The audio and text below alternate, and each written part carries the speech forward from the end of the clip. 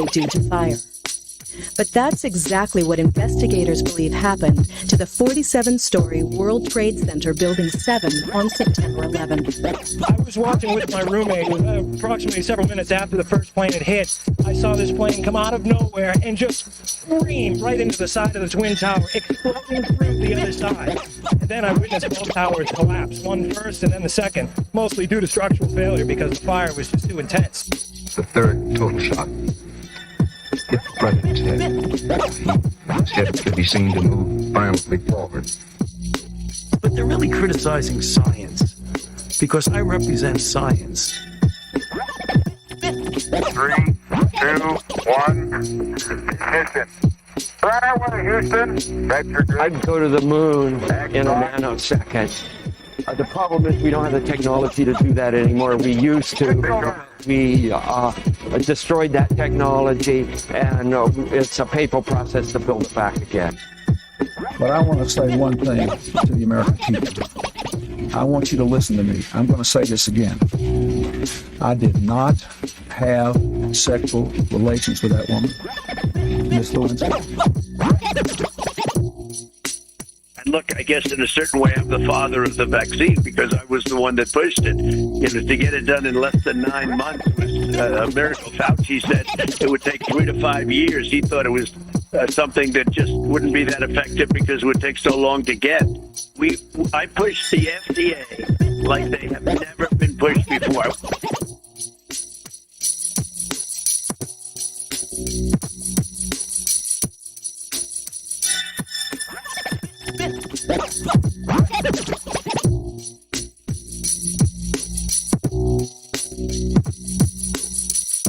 What's up, friends? What's up, friends? What's up, friends? Welcome to the What is Truth podcast. I am Jihad Weezy. I'm joined by my boy 7Cs. Yeah, interesting headwear there, man. If you are a normie, watching me go jihad to start off the show may trigger you, may offend you. If you don't believe the official narrative, this will do nothing but make you laugh, because the official story tells us it was extremist, devout Muslims that hated America so much that they did this elaborate plot to cause terror into America 24 years ago. And all these years later, I think that is a complete horseshit story, completely manufactured, 100% inside job. And so me wearing my little makeshift turban is in jest of that. And so before we start, we are planning a show on Saturday that will be show 270, and we will cover the whole Charlie Kirk assassination, as well as the Ukrainian chick in the train, all those things. It's been a hectic, crazy week. Yeah. And originally we had planned to do 9/11 on Saturday, but with everything heating up, we're like, fuck it, we'll do 9/11 on 9/11. Yeah. And so here we are, man. Mr. Seven, what is up? Thank you for doing this. Yeah, absolutely, man. Thank you for having me. Like you said, it's been kind of a crazy week. You can tell that the people pushing the agenda are kind of like putting things into overdrive. I think they're trying to vindicate Tim Pool and start a civil war. Which is crazy, but I mean, like everything that happened with the train thing, I mean, there's so many questions around that. And then obviously the stuff with Charlie Kirk yesterday, there's certain things that have come up, especially like with the footage itself. And I think that is kind of an important topic to touch on today because, the concept of like media manipulation and using that to sort of get the masses to believe a specific narrative has been something that they've been doing for decades. And especially with this 9/11 stuff, I think there's a lot of evidence that puts into context just how fake the narrative actually is. I mean, I don't know about you. I know this is kind of a unpopular belief, but I question whether the planes actually even existed. Yeah. And we are planning on doing this show for several hours. Yeah. And I want to hit on that. We talked about that before coming on. I want to hit just about every damn little topic. If you are in the live chat and at any point you want us to touch on something, by all means, keep spamming it in the in the live chat, and we'll bring it up. That doesn't mean we have to agree or see eye to eye on everything we bring up. You know, there could be something I bring up and Seven disagrees, or vice versa. But I feel that our friendship is strong enough that we don't give a fuck, dude. We can have disagreements and not get offended because we disagree with each other. And if this is the first time listening to us together, man, we've had several chats pretty much ever since we came across each other, man. We hit it off. There's so many aspects where we vibe with and we see eye to eye. Yeah. That doesn't mean we're going to see eye to eye on every damn thing. So today I want to talk about just about every aspect of 9/11, man, and see what you think, see where I think. And maybe people listening may agree with one of us or none of us. Maybe they have a whole different other way of looking at it. And so I think you and I share the same opinion that it's all good. Yeah. I mean, we should be questioning everything. You shouldn't be taking either of us, you know, as gospel or whatever. You got to come to your own conclusions. You got to do your own research. And anyone that's familiar with your work, man, you do a lot of these basically open source webs that you work on, and you do those through the help of your community, man. And so this is beautiful. Yeah. This is beautiful. And it's been 24 years with 9/11. I brought this up on Steve's show earlier, where every year that goes by, man, it just becomes a blip. People forget, you know.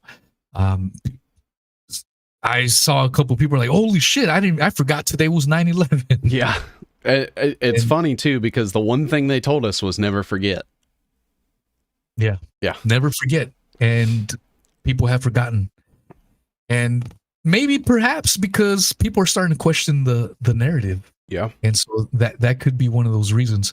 I read an article earlier today where it was from CBS. I want to see if I could find it and maybe pull it up, and maybe that could be a good little intro or segue into this whole 9/11 topic. Let's see here. Share screen it real quick. Okay, here we go. So this article is from. Let me see what you understand out of this, Seven, after we read it. But, okay. Is this like the official narrative? Pretty much. Okay. So this is from ABC from today, September 11th, 2025, by Richard Frankel and Donald Mihalik. How threats have evolved since 9/11 attacks analysis. The internet, social media, and AI have provided terrorists with a new toolbox. Osama bin Laden had made targeting the United States a top priority of his Al-Qaeda terrorist organization. Al-Qaeda translates from Arabic as the base, a base that bin Laden hoped to use to influence Muslims around the world to oppose Western influences and states and to establish fundamentalist Islamic regimes. Bin Laden's motives were rooted in extremist interpretation of Islamic theology, resentment over U.S. foreign policy in the Middle East, and a desire to overthrow the existing world order. The base was so called due to its being centralized, hierarchical organization that provided funding, training, and logistical support to terrorism worldwide, including for the so-called Plains operation of September 11, 2001. In order to embolden and support his organization, bin Laden often videotaped himself with messages aimed at his target audience, established training centers in Afghanistan, had an expansive funding network that included wealthy individuals, couriers, mosques, and other complex ways to raise funds. Bin Laden, through the Al-Qaeda terrorist organization, targeted the United States for nearly a decade before the 9/11 attacks in 2001, utilizing this large and expansive infrastructure. While Al Qaeda's 1998 attacks against U.S. embassies in Africa and the 2000 attack against the U.S. Navy guided missile destroyer, the USS Cole, were successful, the organization's largest operation was 9/11. In New York, the Pentagon and the thwarted attack on Washington, D.C. that ended with the crash of United Airlines Flight 93 in Shanksville, Pennsylvania, all of which included recruiting and training the 19 terrorist operatives, funding their travel and expenses and time. It took bin Laden almost 2 years to put together the resources and training necessary for those attacks 24 years ago, something that today could be done almost instantly. Bin Laden and the 9/11 attacks lack something that present-day terrorists, criminals, and violent extremists have access to: the internet, and specifically the dark web. After the 9/11 attacks, the United States was ramping up to attack Al Qaeda, the base, and affiliate organizations began moving to a more decentralized and incentivized form of terrorism and violence. Terrorists expanded their use of the internet for a wide range of activities, including planning attacks, radicalization and recruitment, propaganda dissemination, and fundraising. While the internet facilitates covert planning through tools like encrypted messages, it also serves as a platform for psychological warfare, spreading disinformation and images to incite fear. This online presence includes social media platforms used for propaganda, communication, and recruitment, creating a challenge for governments and platforms alike to manage the spread of extremist content in hopes of preventing potential violence. In 2004 study, the United States Institute of Peace said that hundreds of terrorist groups had migrated online, utilizing a tool meant for better communication for often nefarious purposes. Nearly 20 years later, a 2022 study titled Terrorism and the Internet, How Dangerous is Online Radicalization, highlighted how online radicalization has become a clear threat that can metastasize in dark corners, often unnoticed. It goes on and on. Yeah.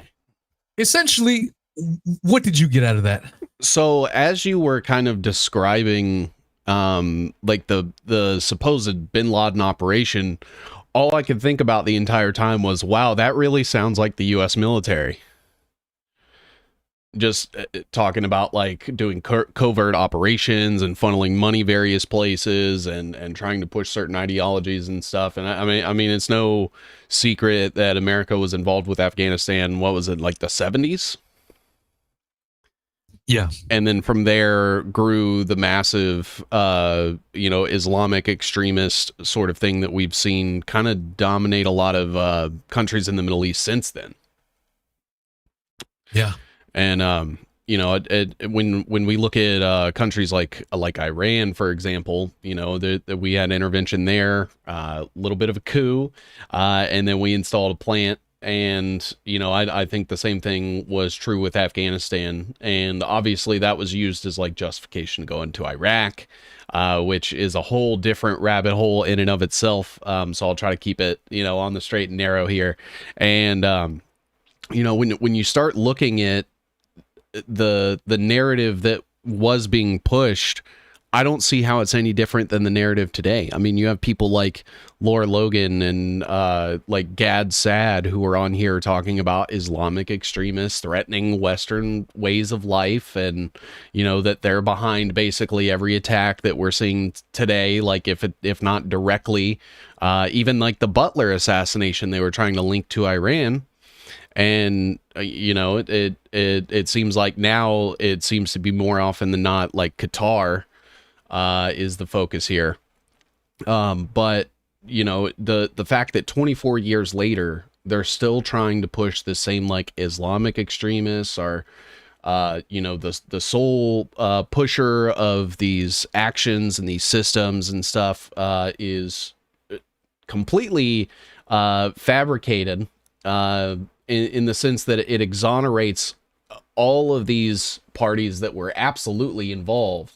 But it basically like a generalization statement that they can use to place all of the blame on this thing that is different, it's other, it's non-Western, and people gravitated towards that. And, you know, with that, we got the Patriot Act and the war in Iraq, the war on terror, really. Yeah, 100%.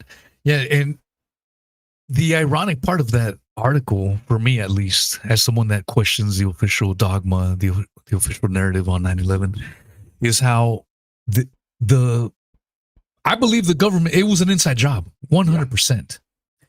And it's these same people, because at the end of the article, it says that one of the authors of that article is a former intelligence personnel. Yeah, that checks out. Yeah, it checks out.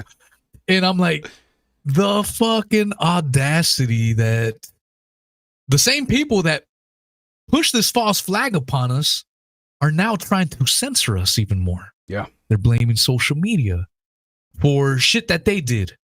They don't want, if they could, they will shut down this conversation that you and I are having. Yeah. Questioning every aspect to what the fuck they did to us. Yeah. And further erode our civil liberties. So it's the fox guarding the hen house, you know? Yeah. That's what it comes down to, man. It's censorship. Absolutely. And I mean, these same people are still, you know, like actively in power today, even though they're not like officially in office, most of them.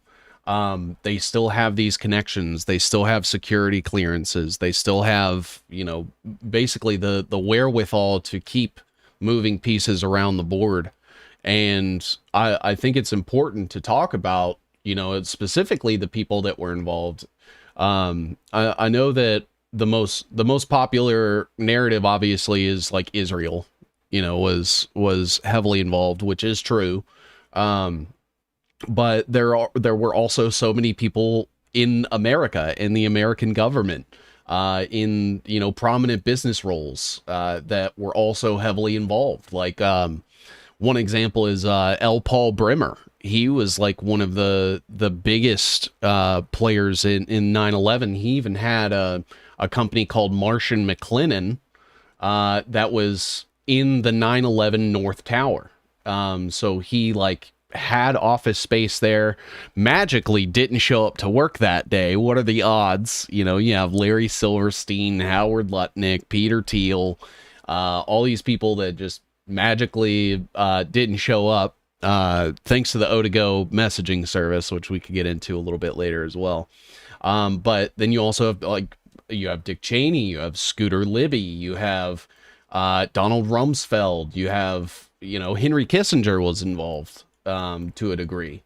You have, you know, their collaboration with like Israeli intelligence, and just the PayPal mafia, Palantir, how the total information awareness agenda started, you know, getting pushed immediately after, and, you know, here we are today where Peter Thiel and Palantir, the company that was like on the ground floor ready to respond to something like 9/11, is now worth billions and billions of dollars. It's getting installed actively in the government. It's kind of like they dropped this mask, and all of these people that helped instigate this, in varying degrees, like they're even more powerful than they were then, and are still actively profiting off some of these things today. Yeah. 100%. And you and I've done some Lincoln shows, man. And I just want to bring up a couple things that, as I've gone down the Lincoln rabbit hole, I fancy myself as a Lincoln assassination researcher. Mm-hmm. And as I gone down the rabbit hole, like so many things from then to now, I mean, it's wild. You just talked about the people that were supposed to be there at 9/11, like Larry Silverstein or some of these other characters. Mm-hmm. In the Lincoln assassination. Ulysses S. Grant was supposed to be with Lincoln at the presidential box. And a few hours prior to the play starting, he's like, check, please. Yeah. I'm going to catch the midnight train out of fucking town. You know, so the interesting thing with a lot of these false flags is if you study them, if you go in depth as much as you and I do with a lot of these things, you start to see a lot of the same shit get repeated over and over. Yep. A lot of times with these mass shootings, it's always these manifestos and so on and so forth. And with 9/11, that was a pivotal point for our generation. I'm probably a few years older than you, but we're roughly in that same ballpark as far as age. And I think if you ask anyone, you must have been a young chap when that happened, but I'm sure you remember what you were doing. I'm sure you remember that day. I was in third grade, and the teacher turned on the TV, and I thought we were watching like a new Die Hard or something. I was so confused, and then she started crying, and then the school that had 500 kids, K through 12. They were all convinced we were going to be the next target, so they locked down the school and had all of our parents come get us. Yeah, that's funny that you say that because, in a kind of a weird coincidence, I was going to the Salt Lake Community College at the time. I was living in Utah, and interestingly enough, prior to making my decision to go into the Salt Lake Community College, I had visited UVU, Utah Valley State, scene of where this incident from yesterday happened. Yeah. I visited there, and I was thinking, I was like, do I go here? Do I go there? I ended up going to the Salt Lake Community College because it was just a bike ride away from my parents' house. I'm like, I just have to ride my bike. I'm good. I'm living with my parents. This is what I'm going to do. So I remember that day I was walking towards my humanities class. And as I entered the classroom, the teacher had the TV on. And he's like, hey, the World Trade Center has been hit. Only one of the buildings was smoking at that point in time. Mm-hmm. And he goes, reports are saying a plane accidentally hit it. It's still not sure. People aren't sure if it's deliberate. So that's how early it was around that time. And our professor said, y'all are good to go. We're canceling class. So I hopped on my bike and I'm Mexican American. Maybe some people were getting triggered. Like, look at this fucking Arab, wearing a fucking do-rag. I'm Mexican, but at the time I had an afro. Like, I have real thick, curly Arabic hair. That's probably from the Spanish genes in my blood. And so I had an afro at the time. I was 19 years old. Boom, big motherfucking afro, had a beard. And I'm riding my bike home, and some fucking white dudes in the car pull up next to me, and it was a drive-by. They just fucking, boom, just drive past me, and they threw a Coke, an unopened Coke can at me. They were trying to hit me. They didn't hit me.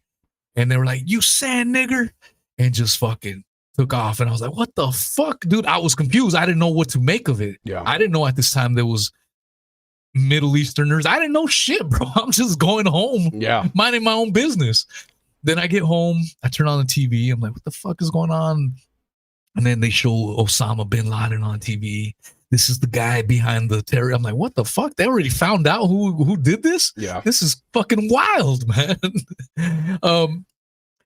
And that's my 9/11 story. And at the time, dude, as a 19-year-old, I didn't even know the importance of the World Trade Center. I didn't even know where it was exactly. I thought maybe it was in Chicago. Yeah. I didn't realize it was a giant building. I didn't know shit.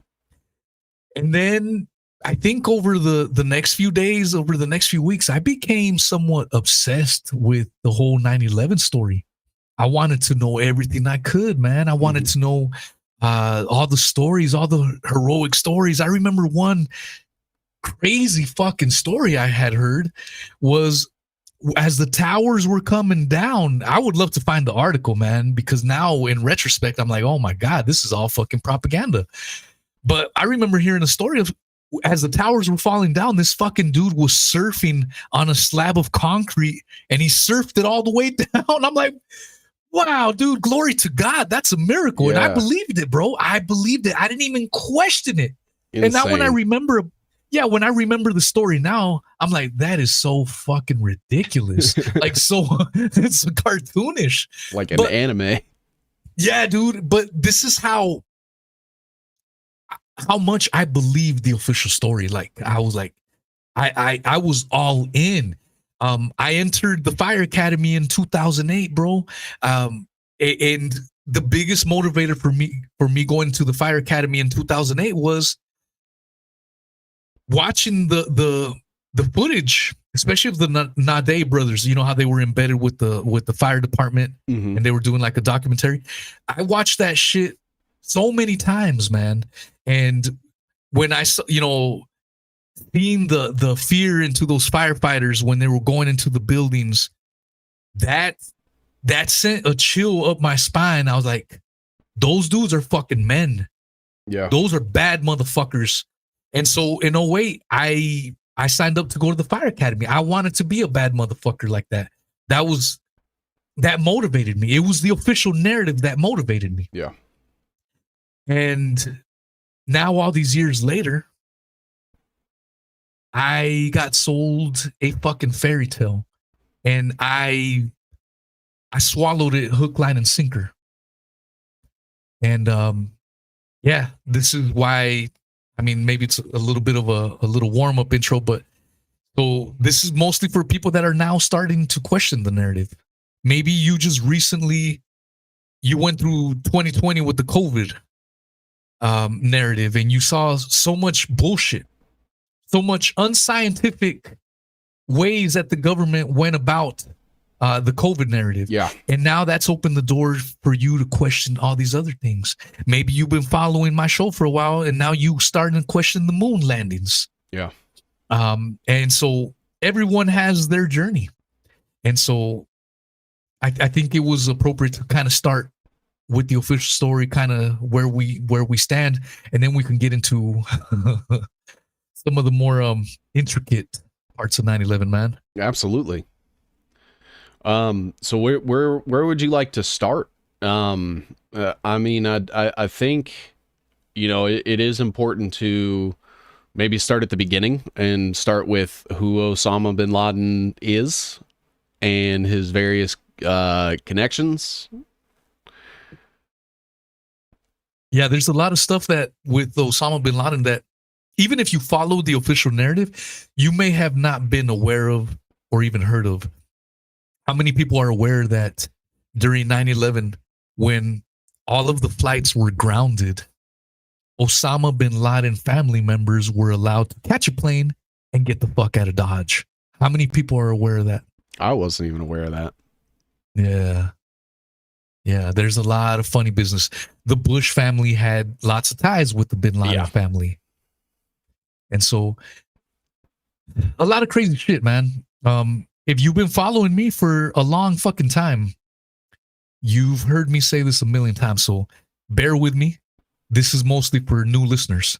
Anytime me and Seven get together, we get a lot of eyes on these shows, and they do real well. I get a lot of great feedback, man. And so I'm sure there'll be new listeners that have never heard the story, but I live in Sarasota, Florida. Sarasota, Florida is on the West Coast, just an hour and a half south of Tampa. And a lot of people never heard of Sarasota. They're like, okay, they couldn't pinpoint it on the map. Yeah. And I always bring up Sarasota because I live down here. I've been out here for 10 years. And Sarasota is a key story, key element to the 9/11 myth or fairy tale for many reasons. And I'm going to point out a few. One of those reasons why is we are told that the lead hijacker, Mohammed Atta, the creepy looking guy, I don't know if you can pull it up real quick and share screen it while I give my story of Mohammed Atta. But he's a creepy guy. As soon as you guys see his face, everyone will recognize who I'm talking about. But he lived out here in Sarasota, in Venice, Florida. He went to the flight school here. I personally had a neighbor that partied with Mohammed Atta. How cool is that? What? For someone that's obsessed with 9/11, like to actually know someone. personally that met Muhammad Atta in the real world. Here's Muhammad Atta. This is the guy. This is the guy that I'm sure everyone recognizes. So perfect. Thanks, man. Appreciate that. That is we are told that he went to a flight school. The official narrative tells us that he was a devout extremist Muslim, that he hated America so much that this is why he went along with attacking the United States in this elaborate plot against our freedoms, against our democracy. This is what we are told. Yeah. And in large part due to the late, great Daniel Hopsiker. You can find Daniel Hopsiker's documentary on my Odyssey and on my Spotify player. Just put in Daniel Hopsiker. That documentary should pull up. And he was a legitimate journalist. He passed away a couple years due to cancer. It sucks, dude. We were going to do a podcast. I bet it would have been a fucking absolute banger. And then he died of cancer and we never got to it, unfortunately. But he did this documentary in 2002. So a year after 9/11, his parents lived out here in Venice, Florida. Venice, Florida has a median age of 69, nothing but old people out here. So when Daniel Hopsiker heard that the hijackers were out here and had been living here for a while, he's like, what the fuck? It's nothing but old white people in Venice. What are some 30-year-old, 40-year-old Muslims that don't speak English very good? They're not going to be able to hide in Venice, Florida, you know? And so he's like, I should be able to dig up all kinds of shit on them, because everyone's going to recognize them. It's just nothing but old white folks out here. Yeah. And so he flew out here, and sure enough, dude, he interviewed Muhammad Atta's landlord. He interviewed the guy that rented their car while they stayed out here. He interviewed the restaurant owners where they would visit, they would frequent. He interviewed the strip club owners where they visited. He interviewed the ex-girlfriend. This is what boots on the ground journalists are supposed to do, allegedly, right? Here's this guy doing it on his own accord. No one was paying him to do that shit. It was just out of curiosity. He's like, this doesn't make sense.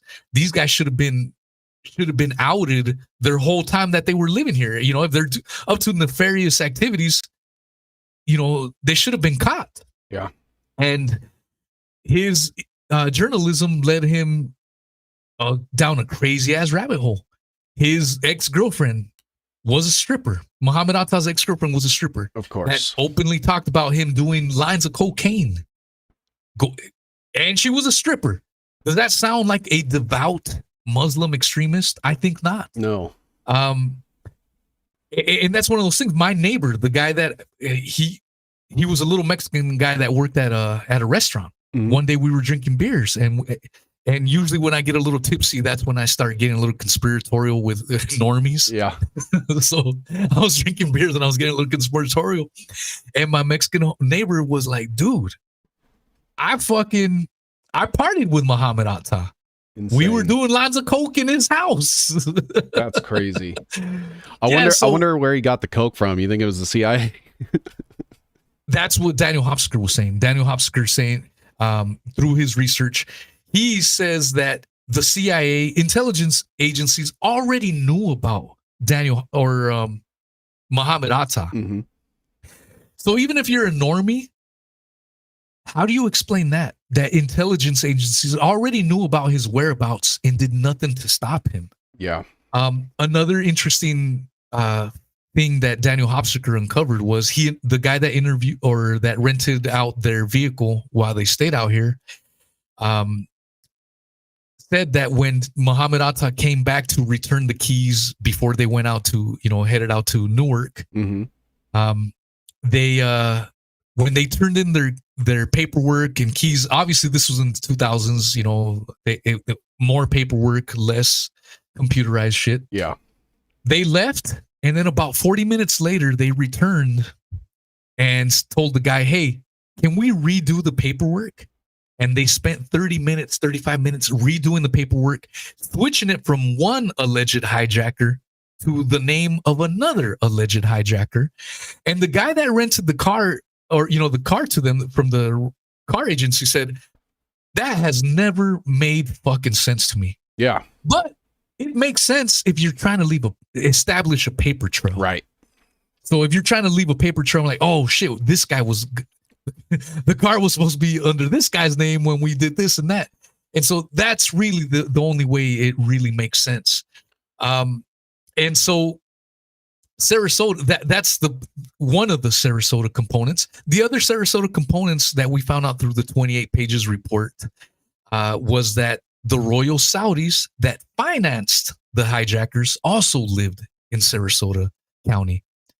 And as a garbage man, a former residential garbage man, I've been through that house and it's creepy. I've been through the Muhammad Atta house. Oh, fuck yeah, dude. The Muhammad Atta house not far from where I live. But this other house where the royal Saudis live, it's in a exclusive multi-million-dollar subdivision, dude. So Weird. The only reason I was ever even allowed to go in there was because I was a garbage man. Yeah. You know what I'm saying? So every time I'd go in, I'm like, oh, boo, that's where it was all planned out and shit like that. So that's another thing. The final one is fucking wild. The third connection to Sarasota and 9/11 is the morning of 9/11, George Bush Jr. was in Sarasota at Booker Elementary reading My Pet Goat. 15 minutes away from the Saudi house.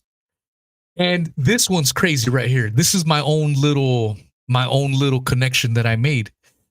Muhammad Atta used to frequent the Cheetah nightclub, right? That's the name of his favorite strip joint. Okay.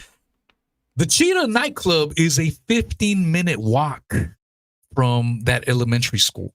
Oh, wow. I mean, those are crazy coincidences. And I'll let you finish up, man. But the problem is the 9/11 story is so fucking massive, so big. You can find these kinds of coincidences all over through the story, man. Yeah. It's not just a one-off with this little specific thing, but they're all over, man. Yeah, I think, you know, it's especially interesting that you were talking about the... Oh, what's up, Steve? How's it going? Don't mind me, go ahead. All right.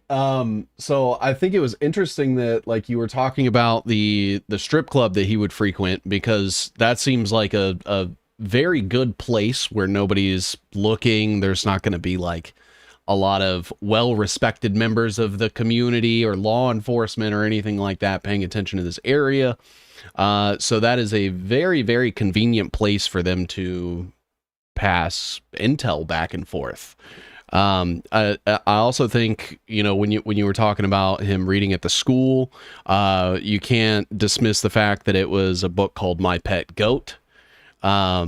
You know, goat being obviously like a sacrificial esoteric symbol within certain secret societies. But then it also reminds me of, do you remember when you talked about taking that walking trip from Trump Tower to Epstein's house? Yeah, 100%. Reminds me exactly of something like that, where it's this place that I, you know, have gone is within walking distance of this place where somebody that I'm implicated with is also frequenting. Yeah. And you see that, you know, I'm not going to beat on it too much, but the Lincoln assassination, where all these guys were so closely intertwined with each other. You had John Wilkes Booth banging out Robert Todd Lincoln, or he was banging out Lucy Hale, and Robert Todd Lincoln was also banging her out. I mean, yeah. At one point, Robert Todd Lincoln is about to fall in the railroad tracks, and John Wilkes Booth's older brother just so happens to be there and grabs him by the collar and saves his life. Like, get the fuck out of here, man. Yeah. Like, how stupid do they think we are with all these crazy coincidences, man? It's it's insane, and I think a lot of it comes down to, you know, the way that they've kind of scripted media, where it seems like a lot of stories just so happen to have like a convenient coincidence. And I think that does a lot to shape how narratives have to go in our head. So they've conditioned us to be familiar with, just so happens at the last minute, right place, right time, right person, and everything works out. And that's not how life works. It's messy, it's random, it's full of entropy. So the second that you start getting, things like that sort of line up, that to me at least it should raise red flags to people. Yeah. And we have my man, Steve, joining us. I was on his show earlier in the day, and we talked a little bit about 9/11, but I hope to expand on that today. As I stated at the very beginning, for those coming in, I know it's been a crazy week, and Seven and I are planning on doing a bonanza show on Saturday to cover all that. So that's why we're not going to go into it too much right now. I want to focus on 9/11. And it does bother me that every year that passes, we forget, even though, like you said, Seven Seas, we were told soon after 9/11, we will never forget. We will never forget. Yeah. And it seems like a lot of motherfuckers have already forgot. What are your thoughts, Steve? One of my favorite 9/11 based memes is the one that shows the layout of the World Trade Plaza. And it's got WTC 1 and 2. And it says, never forget. And then over Building 7, it says, forget. Yeah. And it's just, it's one of those things where, like, in the moment, yes, very hectic, but shortly after, anyone with a couple of brain cells to rub together that wasn't just already on board with immediate, let's go shoot us some freaking Arabs mentality was going, hang on, there's a few things that don't exactly make sense about all of this. I have some questions. And then you were, of course, called a terrorist sympathizing, absolute piece of garbage, and were ostracized immediately from vast segments of society. What blows my mind about the whole thing is there was such a tight grip on letting anything about 9/11 out for so long. It really was only like, on the fringe elements of the internet, or people just dismissed it openly out of hand as, crazy cuckoo talk. And then about a year and a half ago or so, the mainstream alternative media decided post-COVID, it was okay to start questioning, some of the aspects of 9/11. So now you can kind of talk about it openly. We're 2+ decades removed from the event itself.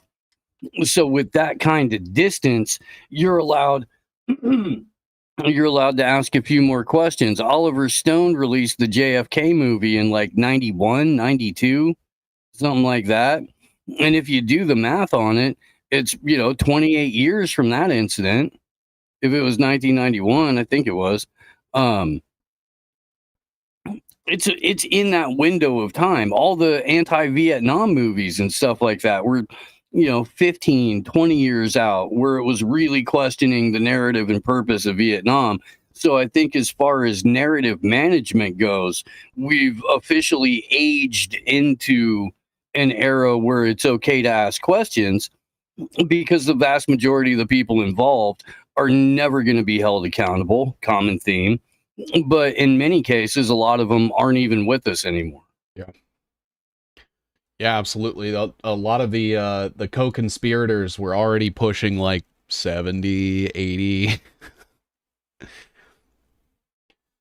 And it's crazy too, because you brought up COVID, and there's so many quotes on like the death toll, and it was very different with COVID, in the sense that, like, 3,000 people died, and you go to question that, and people would try to pile guilt onto you for how could you take the memory of these people and like trivialize it or put it in vain. And at the end of the day, it's like it's healthy to ask questions regardless. And honestly, I would say the sooner the better, because that helps to fight off these false narratives that can just be saturated. You have like the State Department was handling like all of the propaganda way back in like 1991 or 99 or something like that. And even with like the Smith-Mundt Authorization Act, like it's only gotten worse. And to see the level or the amount of time that it took for a lot of people to question 9/11 compared to something like COVID, because there were people questioning COVID like same day, which was fantastic to see. But it felt like that hadn't really happened before. Do you think 9/11 was the thing that kind of conditioned us to automatically start just questioning the government as like a generation?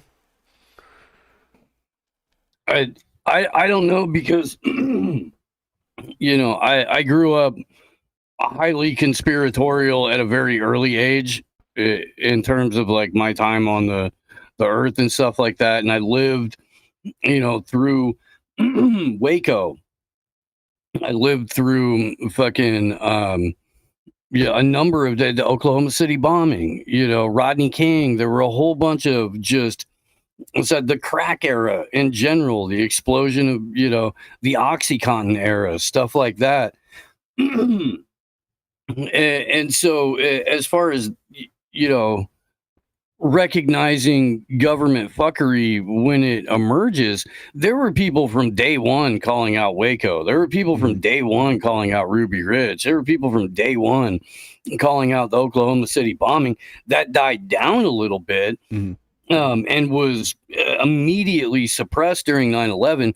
What I think got people over the hump in many circles was Occupy 2010 and 2011.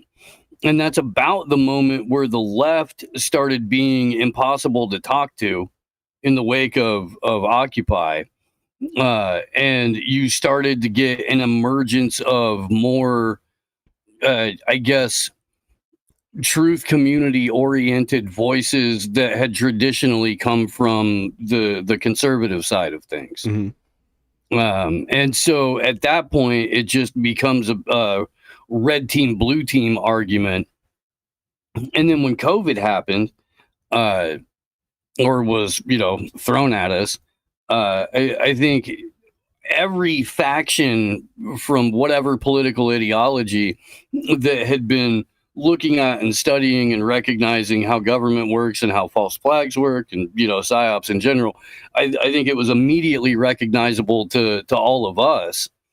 But if it wouldn't have been so partisan politicized from jump, I don't even think you would have had as many people from the right being opposed to it, if it wasn't just for a reason that like they could point at Anthony Fauci, or they could point at Gavin Newsom, or Cuomo or something like that, and be like, well, they're bad guys because they're Democrats, and the Democrats are doing this thing, so obviously it's a Democrat thing, never recognizing that the Trump administration was still in power for the first year of it. Yeah, it's especially looking at like the amount of people that came out in support of Bush, especially like when he got us into Afghanistan, he got us into the war on terror, passed the Patriot Act and stuff. It's crazy now to think that there's even people that will look back on him with a fondness because of the state of politics today. And I've looked into some of the things with the Bushes, the connection to the JFK assassination, the ties to overseas, the skull and bones stuff. But I'm always happy to trudge some of that stuff back up if you guys want. By all means, we were playing Trevor Moore earlier on the show, or on my show.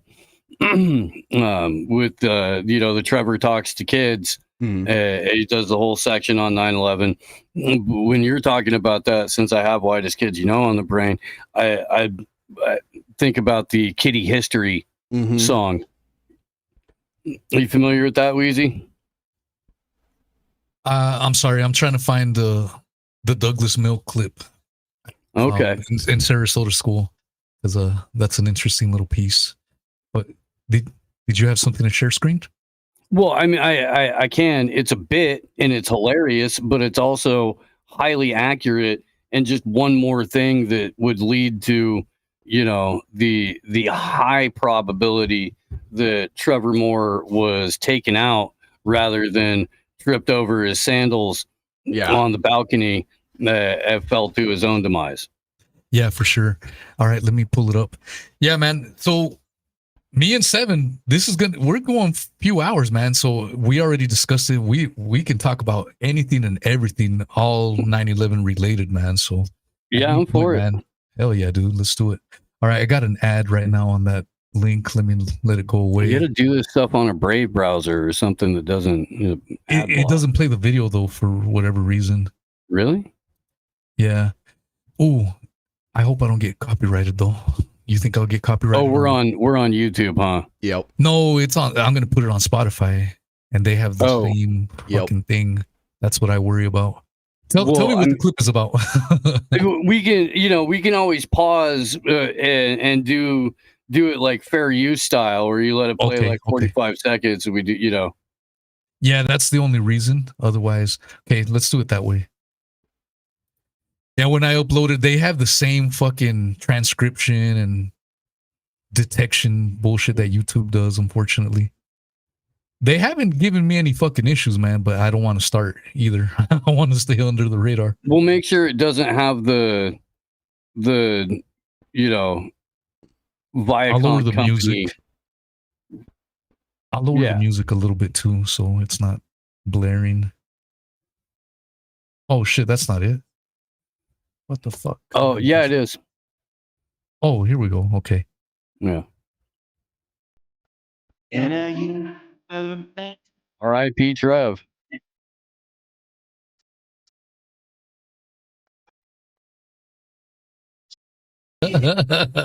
So we are watching Trevor Moore. It's called High in Church Kitty History, and exquisite vocalization. Sounds kind of Beach Boyish. And I'm pretty sure that's what they were going for, right? Yeah. Nice little surf rock riff going into the actual song.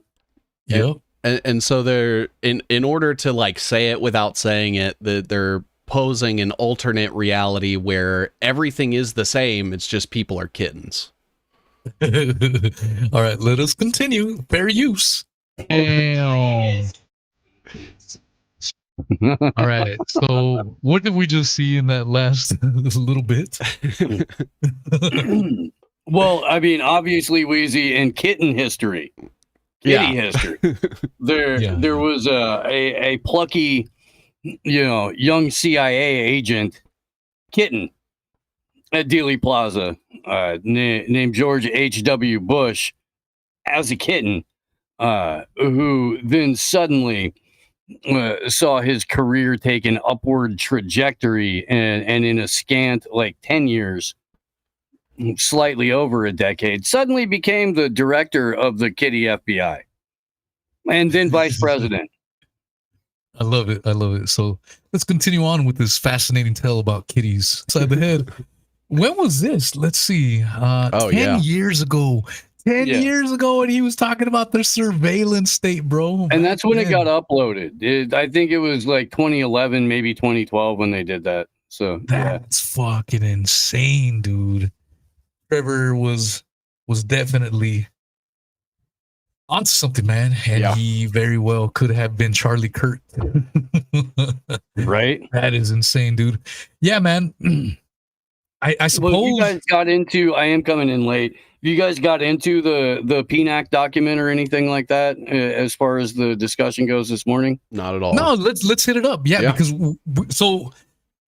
we didn't have any formal syllabus or anything like that.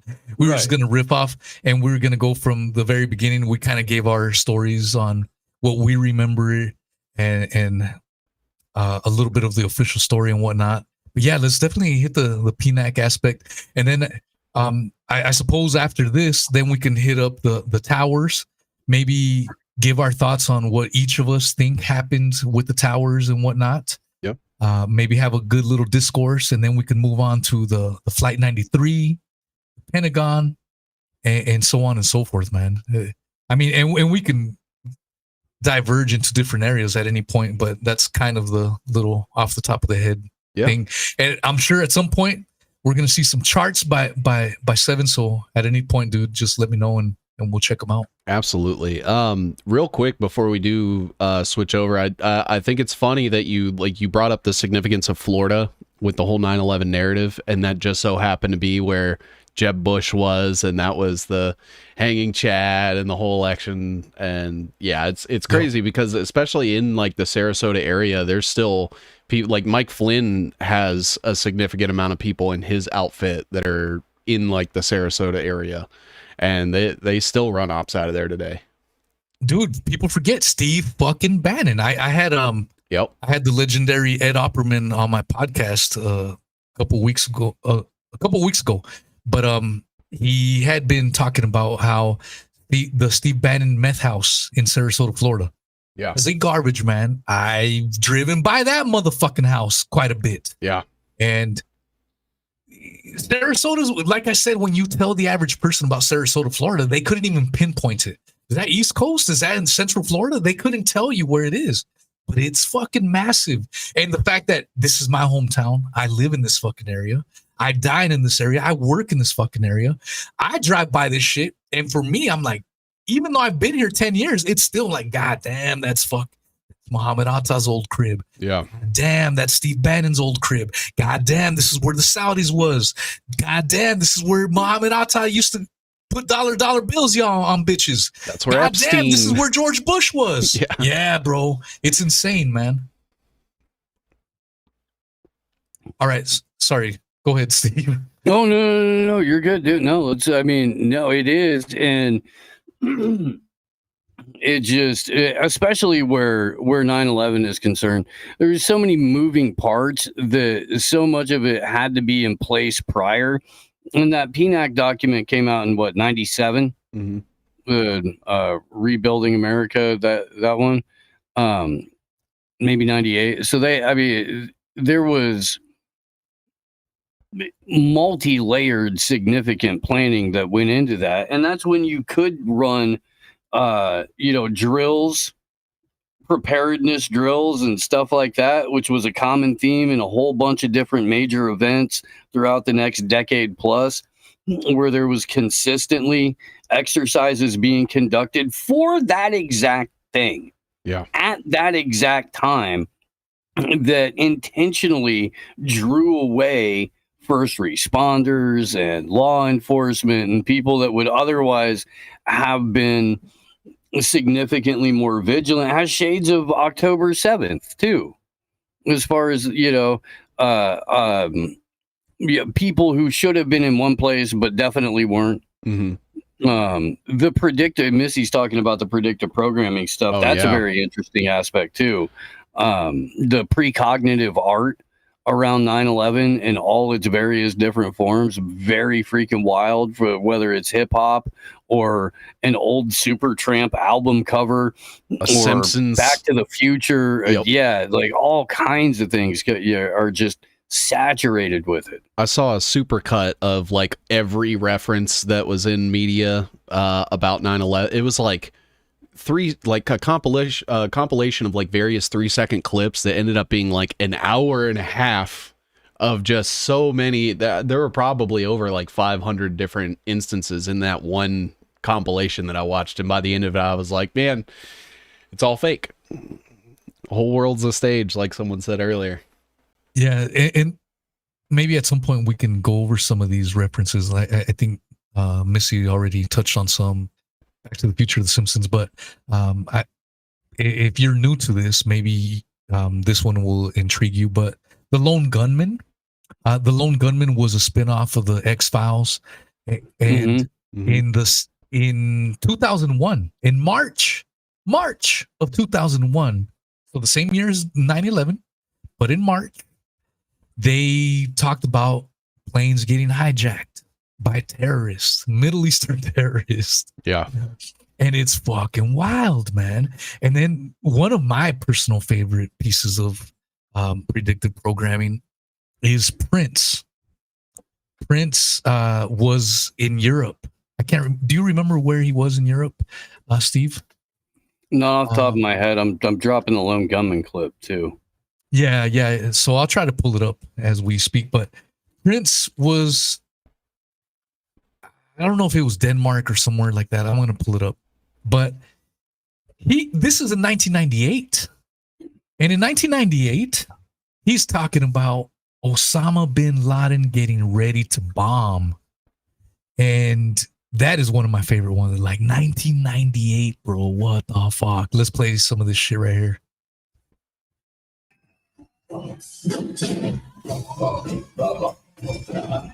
We gotta go home. We gotta get out. We gotta go home, y'all. America. I gotta go get the bomb.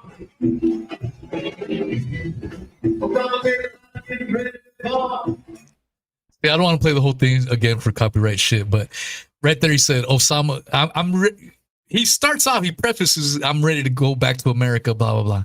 Then he starts singing Osama bin Laden getting ready to bomb. And this is in 1998, bro.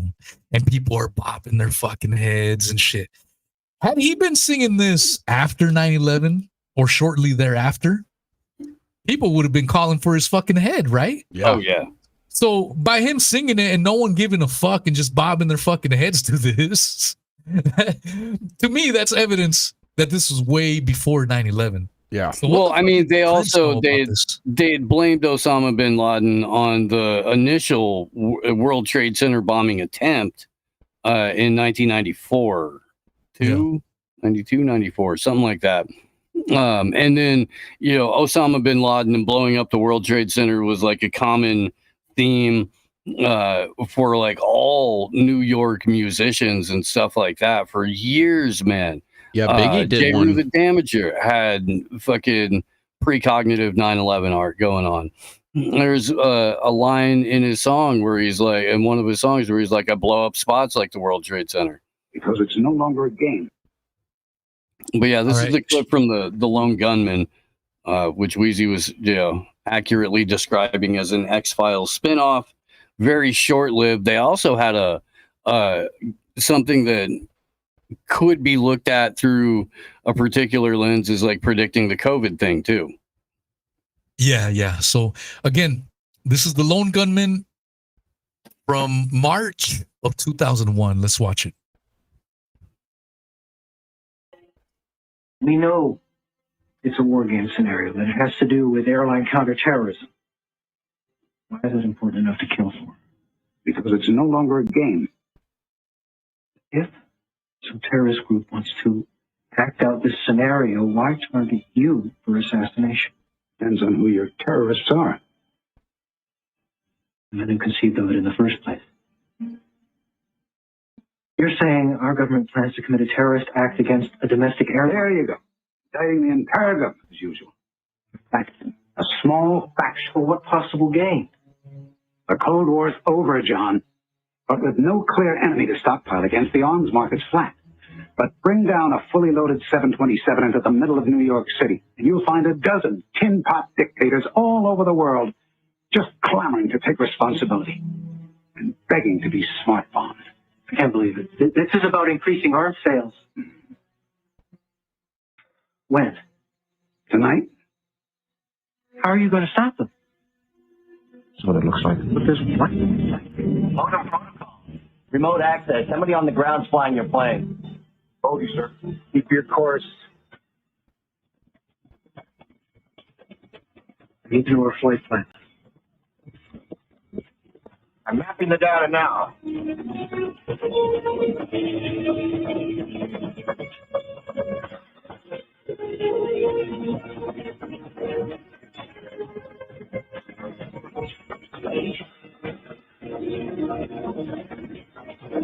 Liars. Your flight's going to make it. I'm getting on the stop.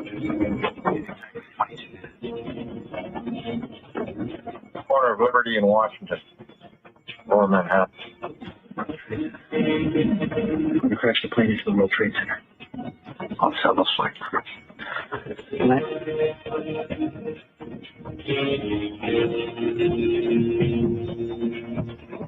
right, try cutting electrical power. I thought of that. I thought of everything. Ladies and gentlemen, this is Captain speaking. We're experiencing some technical difficulties up here. At this time, we'd like you all to return your seat. Kiss your asses goodbye.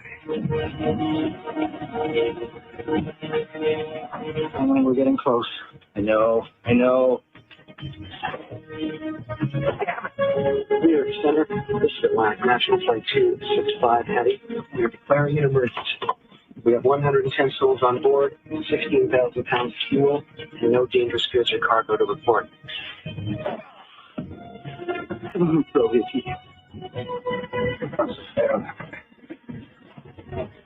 Stop. I hope my next turnout's as nice as my last.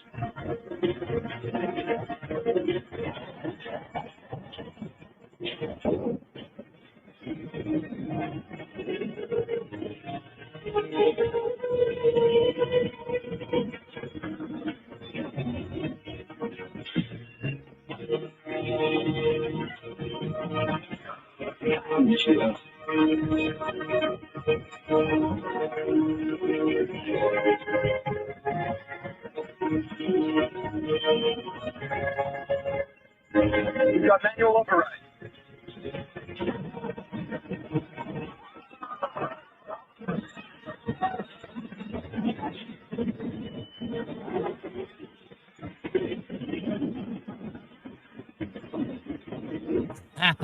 Get the fuck out of here. Last second. Saved by the brave men and women of the government. Yeah, dude. Right. So for audio listeners, you guys just heard essentially what was going on, but what we saw on the screen. And if you want to watch the video later on, timestamp is 1 hour and 10 minutes. But we just saw the heroics of these brave heroes from our government divert a hijacked plane and make that bitch go 90 degrees up, skimming the fucking building and not crashing into the building. Unlike what happened a few months later in September of that same year. Yeah. Thank you, faceless federales. Thank you. Get the fuck out of here, man. I noticed a little parody of like the Intel logo, which I thought was hilarious because of the ties to like the DoD that the Intel has, and how easily they probably could have fooled the people that weren't in on it with various types of like cyber attacks or whatever. It reminds me of like when Dick Cheney scrambled NORAD to a degree, where they just so happened to scramble NORAD right when they needed NORAD to be able to find these so-called planes. Yeah. Fuck, dude. It's insane. Oh man, 100%. I have a couple theories that I definitely want to get into as far as the planes go. Whether they actually ever even existed, and if not, what could have brought down the towers. Hell yeah. Let's do it. Well, Steve, did you have that PNAC thing you wanted to bring up? Or I didn't know if we were. I mean, I've got the Internet Archive for it, but it's, you've got to like zoom in, zoom out, blah blah blah. The basic, give us the skinny for those. Baseline for it is it's a 90-page document that was prepared by people who became principal figures in the aftermath of 9/11 as far as setting policy, including Richard Pearl, and David Kagan, and a number of scumbags. But basically what they were laying out was that in order to rebuild America's military capabilities at home and abroad, there needed to be a Pearl Harbor type event that galvanized the public and got them on board and behind leading this new, militaristic charge into the future. And it worked out freakishly close to the way that it was laid out in that particular document. If anybody wants the link for it, just go to archive.org and type in Project for a New American Century. PNAC. Mm-hmm. Also, AKA PNAC. PENAC. And I think it was Kagan, right? He's the spouse of Victoria Nuland, right? Who seems to be the little troll and the little bitch from all things Ukraine in present day. In the present day, isn't that right, Steve? Mr. Kagan is her husband. Yes, that's correct. Yeah. I thought that's interesting, tied to the modern day corruption, if you will. Yeah, 100%. 7. So tell me, man, what do you think happened? We're gonna, so let's go to the towers, then we'll go to Flight 93, then we'll go to the Pentagon. Let's take it like that. What do you think happened in New York? Well, 24 years ago. Well, I have this documentary that I've seen. I don't know if you guys have seen it, September Clues. Yeah, I've checked it out for sure. That is like an hour and a half, I think, worth of. They just take the footage that was broadcasted nationally. So like on national news syndicates, Fox, CNN, ABC. And what they do is they just basically slow down the footage frame by frame. And they show, basically what I consider to be proof of like digital alteration of the footage. And, there's so many different things, from like the cone of the plane coming out the other side. There's this one shot that I think is especially damning where they have like a full view of the Manhattan skyline, and then there's no planes anywhere to be seen, and then they rapidly zoom in on the building, and then a plane that was not seen at all in the view right before magically just comes in, and it's like it would have had to been going like 2,000 miles an hour or something to like cut into the shot that fast. Not possible. And so many other things that they show that kind of show like the compositing methods and things like that. I might have sent you a link to it, and we by all means don't need to watch like the entire thing. But I think it's especially powerful because the only thing they're doing is taking the evidence that was purported to us by all of these mainstream media outlets, broadcasted on national TV as the truth, and we were expected to accept it. And I don't think that they foresaw people having like the personal means to go through and do all of these diggings and like digital forensics and stuff, at least long enough until it didn't matter anymore, because they were already passing the Patriot Act and going to war and everything like that. But yeah, this is an excellent documentary. You can find it. It's septemberclues.org. It came out many years ago. But if we just watch a little bit of this, this is what ultimately convinced me that the planes never even existed. Yeah, dude, let's do it. And so, like we stated at the very beginning, man, there's probably going to be some parts where we may agree. All three of us may be all in line. There may be some parts where two of us out of the three agree, or one, whatever the case. It doesn't matter. I want to cover it all, man, because there's going to be people listening that's going to fit all gamuts of the spectrum when it comes to 9/11. Absolutely. You know what I'm saying? Maybe there's some parts where we're giving our points and our thoughts of view, and then the people listening like, all three of these motherfuckers are wrong. This is the way it happened. So that's fine. It doesn't matter, man. Let's watch some September Clues. Give me in the private chat, Save and Seas, when you want me to cut it off, and let's play it. Let's play it out. If anyone's interested in this whole, it's about an hour and a half. You can go to www.septclues.com. So SEPTCLUES.com. predictive.com for anyone interested. So let's get a little taste of this real quick. Okay.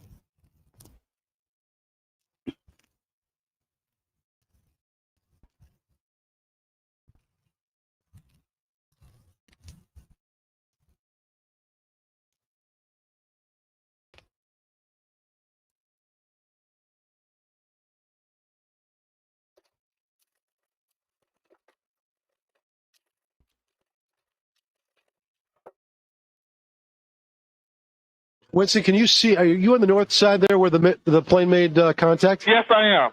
There where the plane made contact? But I'd say the hold is, let me just get a better look right now.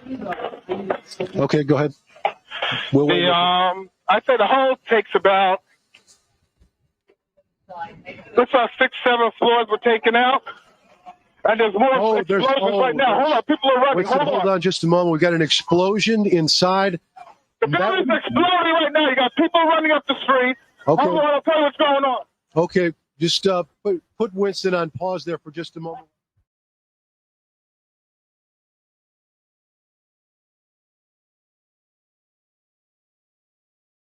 The building's exploding. Hey, can you guys hear that? People running up the street. Yeah. Okay. Hold on, I'll tell you what's going on. I saw someone say no sound. Just put Winston on pause there for just a moment. I understand Teresa Renault is with us right now. Miss Renault, good morning. Good morning. How are you? This is Bryant Gumbel. I'm down on 59th and 5th. Where are you? I am in Chelsea, and This is we Bryant are at Gumbel 8th here. and 16th. We are the tallest building in the area, and my window faces south, so it looks directly onto the World Trade Center. And I would say, approximately 10 minutes ago, there was a major explosion from probably, it looks like about the 80th floor. It looks like it's affected probably 4 to 8 floors. Major flames are coming out of the north side and also the east side of the building. Yes. You're over in Chelsea. Did you hear the explosion from yes. your position? Yes, we did. As a matter of fact, we heard it, and because I was just like standing there pretty much looking out the window, I didn't see what caused it or if there was an impact. So you have no idea right now? There's another one. Another plane just hit. Right? Oh my God. Another plane has just hit. It hit another building. Flew Pause it right for a into the second. middle of it. Explosion. So basically what this documentary is doing right now is they are laying out all of the people that mention the explosions but don't mention a plane. And you'll notice that this lady said that she didn't see what caused it. And then after, allegedly the second plane hit, she says another plane, like she's just taking them, at their word and face value and stuff, even though she never saw it for herself. That's fair, as Steve would say. Yeah. Yeah. You want me to continue? Yeah. Yeah. Just, you know what? Just mention it instead of private, just say, all right, this is good. All right. Yeah, this is good shit, man. So again, if anyone's interested in watching the whole thing, it's an hour and a half. Go to www.septlus.com. All right, let's play.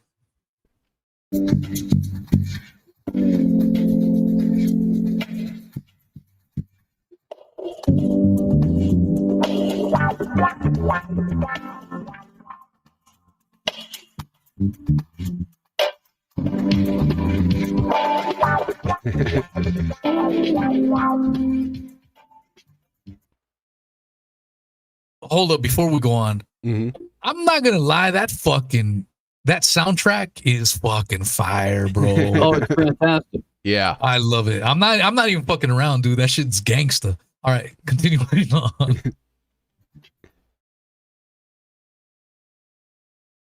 as you look at the picture from our chopper now arriving at the scene, Jim Friedel in Hoboken said it appeared to bank sharply and smash directly, perhaps purposefully, into. That's the one. Oh my goodness! Oh God! There's another one.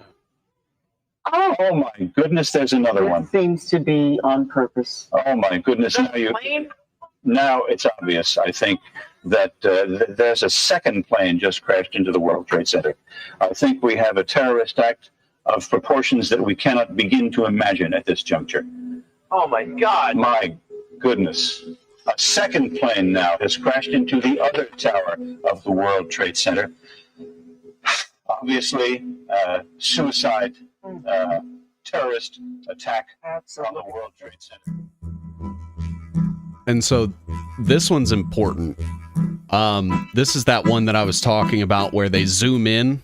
Like right here, there's no plane anywhere to be seen in the entire shot. And even as he zooms in, there's still no plane. And it wasn't until the Twin Towers are in frame perfectly that you see it careen in from the right side. I can attest to that. So no planes, nowhere even near.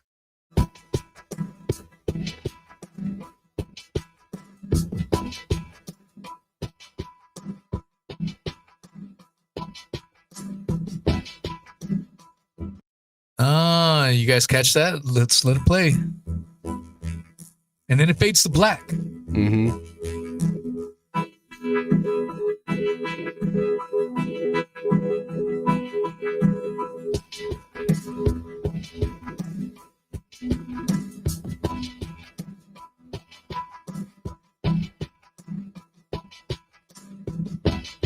If only they had made that building out of passports.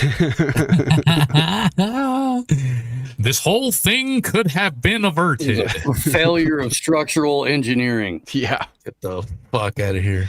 All right, let's continue on. Yeah, this is crazy, man. I did watch this, man. And I'll let 7Cs go, and then I'll say my piece, and then I want to hear what Steve thinks.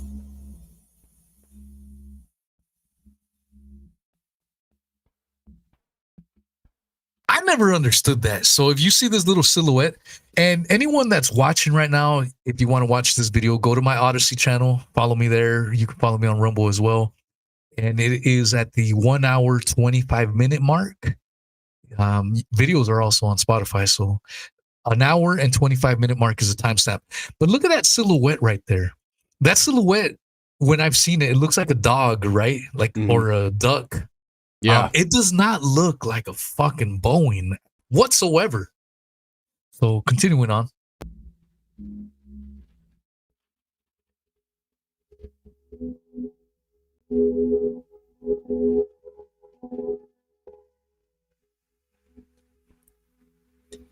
That does not look like fucking Boeing, bro. Yeah, and so this is them taking the before shadow and putting it over the after shadow to show it is the exact same shape. Yeah, it is. No question.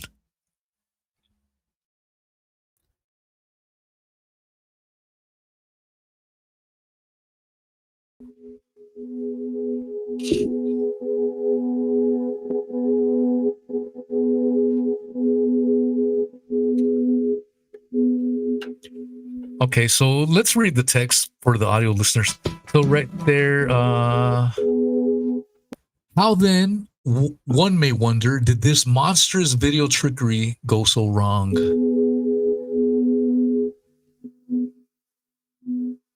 This is likely the scenario. So here they are in the showing the footage from the helicopter, and they are, fuck, dude, they are a couple of miles away at the very least. They're quite a distance away, and as 7Cs explained at the very beginning, you don't see the plane at all. And so the video trickery is that they zoom in all the way in, and then all of a sudden a fucking plane comes into the view. Yeah. So let's play. Look, nothing there. Still nothing there. We'll pause it. Nothing there. Zooming in. Zooming in. Now they've zoomed in. And there you see it coming into the screen right here. Bam.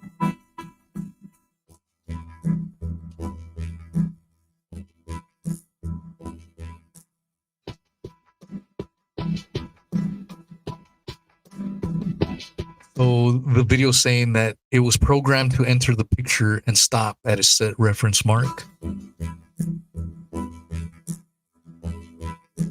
I think that's called like keyframing, isn't it? Where you keyframing. Yeah, you set an item somewhere and then you set where its destination is, and then it like smooths a path of it traveling to that point.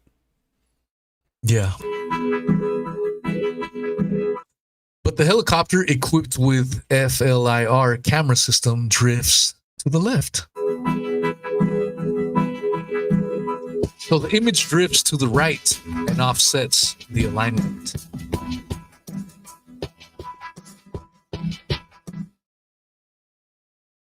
So to be honest with you, I don't really understand all this jargon.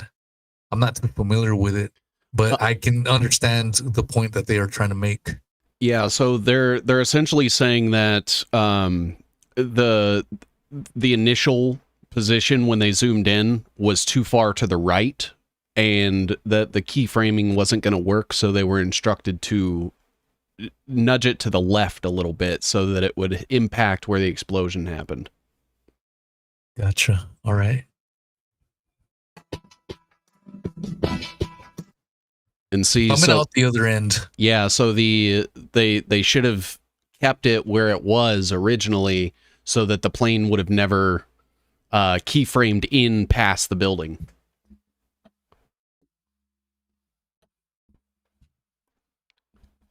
In the haste of the moment, a supervisor sees the nose out fiasco and attempts a rapid. Oh my goodness! Oh god! Fade to black. Yep. So, for those watching the screen, as soon as it hits, a very quick time after, the frames of the camera go black, which doesn't make any fucking sense. Let's say you're like, you know, guys, I was with you guys. I don't believe the official narrative, but this is a bit too far. I pose the question, how do you explain this? Like, why would they black out the frames? And maybe Steve, when we get to him, maybe Steve will have a couple of answers as to why. But yeah, that's super fucking strange. Yeah, and I mean, you have to remember, this is the footage that was broadcasted by syndicated news, stations around the country. Yeah. See, so a plane allegedly hitting the towers from that distance, and before they zoom in, you can tell they're probably 5-10 miles out. You know what I'm saying? So why did the camera black out completely? Yeah. When they're in a plane 10 miles away, why is the camera blacking out?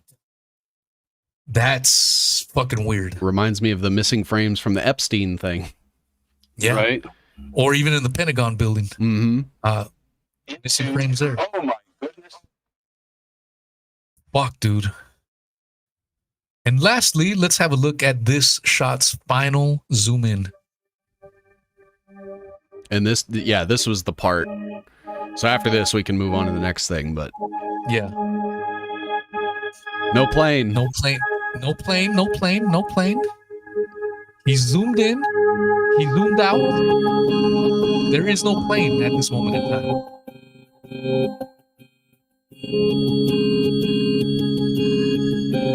I'm jiving with the music. Yeah. Poor little red wine. Flip it on in. Oh, yeah. Oh, hit me. All right, enough to read. So they were on a 17-second delay from an actual live feed. Yeah. And then as we were watching the live picture here in the studio, we saw a plane crash into the other tower of the World Trade Center. And again, let's just to be sure, there it is. Oh. There it is. The plane went right through. They covered it with the placard. Other tower of the World Trade Center. That is a very hard thing to watch. What you just saw was a CNN nose out shot. And they used their screen banner. To be sure, there. Oh. So if we stop it right there, we see on the left side of the screen, they put their CNN banner to block out the effect, to provide more coverage. Why in the world would they do that unless they realize they fucked up? Yeah. And they got to cover it up somehow. That's crazy, bro. That's crazy. Oh, my goodness, there it is. The plane. And there's the screen blacking out again. Right through the other tower of the World Trade Center. That is a very hard thing to watch. All right. So, so good shit, man. Good shit. So, what do you think happened there, Mr. Seven? Well, I think that there was Israeli intelligence was working with United States intelligence to basically plant explosives within the building. And I don't have all the proof needed, I think, to make like a slam shut case. But I think it was direct energy weapons. I really do. Shortly after the war on terror, we were like documented as using direct energy weapons in Iraq. And so like the technology existed and was actively being used in combat scenarios. Who's to say that the first deployment wasn't against American citizens? That's fair, as Steve would. I mean, I think there were at least reports of something that were DW like in the initial first Gulf War. Mm-hmm. So that could have been early variations of the same or similar technology. Yeah. But yeah, the shortly after too, definitely people stating that direct energy weapons had been used in the second Iraq and Afghanistan conflicts. Jason Barker from Knights of the Storm making a decent point. 0 reports of anyone being killed or injured from falling aircraft debris. Too. Yeah, absolutely. One of the more heavily foot trafficked areas that they have there. Look at all of the videos from Ground Zero that day. There are, I mean, obviously people are going to come outside after an incident, but prior to that, there's still a ton of people out in the street. It's freaking Manhattan at 9 o'clock in the morning. Yeah. Or 8 o'clock, whatever time it was. But it's highly trafficked at all hours of the day. Yeah. In that area. I lived in Brooklyn. I've been in Manhattan a bunch. You're fucking damn near nut to butt with the entire population almost at all hours of the day. Yeah. Yeah. Yeah, man. When I go back to that time, I said it on Steve's show just a couple hours ago, when people would tell me that no planes hit the buildings, I'm not gonna lie, I would get upset. I'm like, you're fucking crazy, man. You're fucking up the 9/11 truth movement. That was how I used to feel. Yeah. I had a conversation with Mr. Let's just say I had a 9/11 conversation last year, precisely for 9/11. Me and him are no longer on good terms. And one of the reasons why we had a falling out, and I won't say his name. If you are interested, go back and listen to that episode from a year ago. One of the reasons why we had a falling out is because he was one of these 9/11 quote unquote truthers that you have to see 9/11 through his fucking lens. If you even deviate just a little bit, you are doing a disservice and you're fucking up the memory of the victims and their survivors and all this bullshit. And I go, wait a minute, bro. I don't like that, because what if everything you think you believe or know about 9/11 is dead fucking wrong? Yeah. And some of the points he was making sounded like official government narrative, even though he claimed to be against the official government narrative. So we had a falling out, man. And I think he blocked me and shit. Fuck him. But the point is, for many years, when people would tell me no planes hit the... Are we talking about my homie right now? Does his last name... Is his last name basically a mineral, a natural mineral that can be mined? Oh, that's a little bit too. Yeah, no. Yeah. You know who I'm talking about. No, I don't. Think you do. Anyway, whatever. I'm so lost. But anyways, me too, man. We're Me too. speaking Just put it in the private chat packet. What are you doing? all right, I'll put it in the private So chat. at least we're on board, even if they're not. So basically, what I was trying to get at is, if I would have heard Seven talk about this shit, even a couple years ago, I would have been like, "Yeah, man, Seven's a cool cat, but I can't go this way. This is a little too loony." Yeah. But I think in the last few months, if I'm being 100% honest, I'm not going to say I'm there yet. I will say that I'm not there yet, but my mind is open and receptive. Damn, dude, there's something there. I mean, what we just saw in those video clips from the September clues, why? Like, that's the question I asked myself. I'm like, why is the screen blacking out from this helicopter footage when the helicopter is fucking 5-10 miles away? Yeah. That doesn't make any motherfucking sense. Have you seen Massimo Mazzucco's 5-hour 9/11 presentation? I have not. Oh, I mean, you can small dose it. You can spread it out over the course of a couple of days.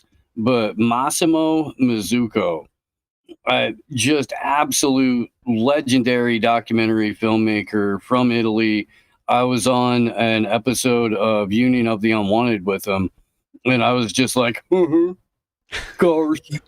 Union of the what? Union of the Normies? I'm too unwanted for that show. I don't know. Yeah, man. No, so the invites seem to be running dry as of late. Dude, I after me talking to the Sacred Cow the way, how dare I talk to Mr. Jason Burmis, who was probably crying all day yesterday, by the way. He's in DC at a 9/11 conference. Oh shit. Yeah, I don't think I'll be ever invited. But I mean, just to quickly, I mean, on your show earlier today, Steve, we talked about we talked about Captain Dan Handley. I did a podcast with Captain Dan Handley. It was like, dude, we did 4 hours as well. So I've done tons of 9/11 shit. For anyone interested, just go back and check out the back catalog. But Captain Dan Handley flew planes for 35 years. He flew Cessnas. He flew Boeings. And he's like, all the flight paths given in the official narrative are complete and utter horseshit. Yeah. And the fact that they expect us to believe that they were made by amateur fucking pilots makes it all that more preposterous. Yeah. You had Hani Hanjour, the pilot of the Pentagon, alleged Pentagon plane, that hit. We heard reports from his flight instructors that he was crying while he was flying a fucking Cessna. But during 9/11, for whatever reason, he put away his tears and he was able to do these crazy loop-de-loops and do these amazing flight patterns that even a 35-year-old vet could never even fathom in doing with a commercial jetliner. Get the fuck out of here.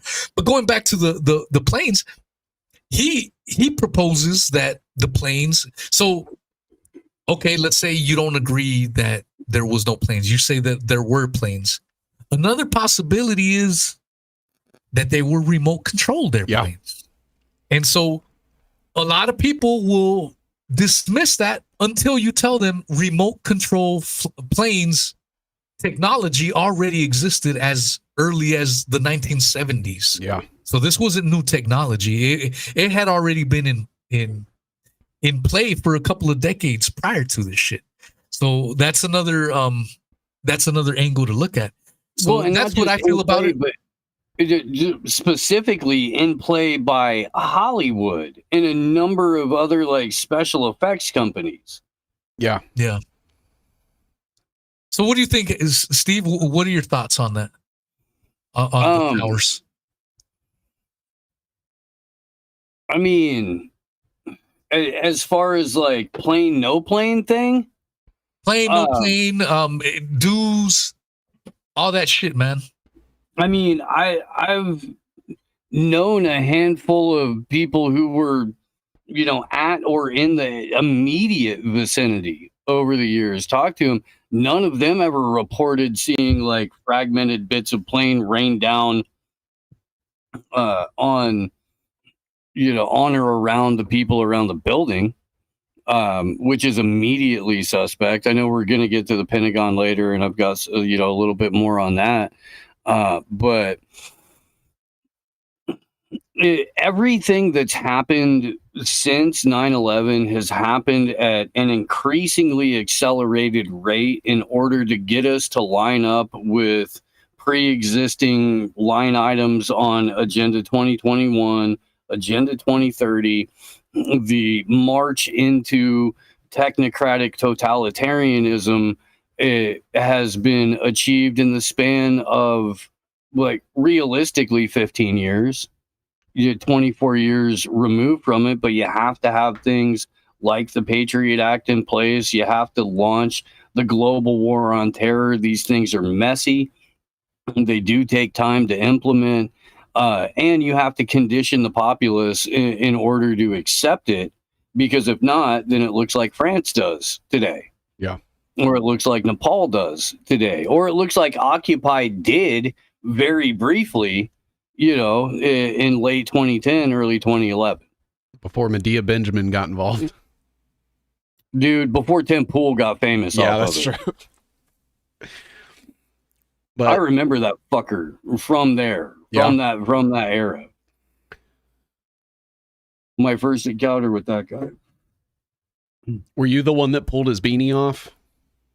I wish. But yeah, I think, especially when you consider, Booz Allen Hamilton was already like actively, talking about dues in like the 90s.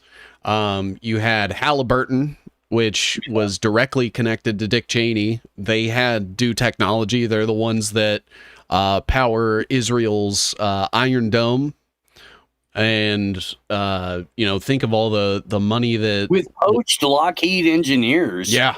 That had been working on dues and systems like that at Lockheed for the previous 20 years in verifiable Lockheed documents. Yeah.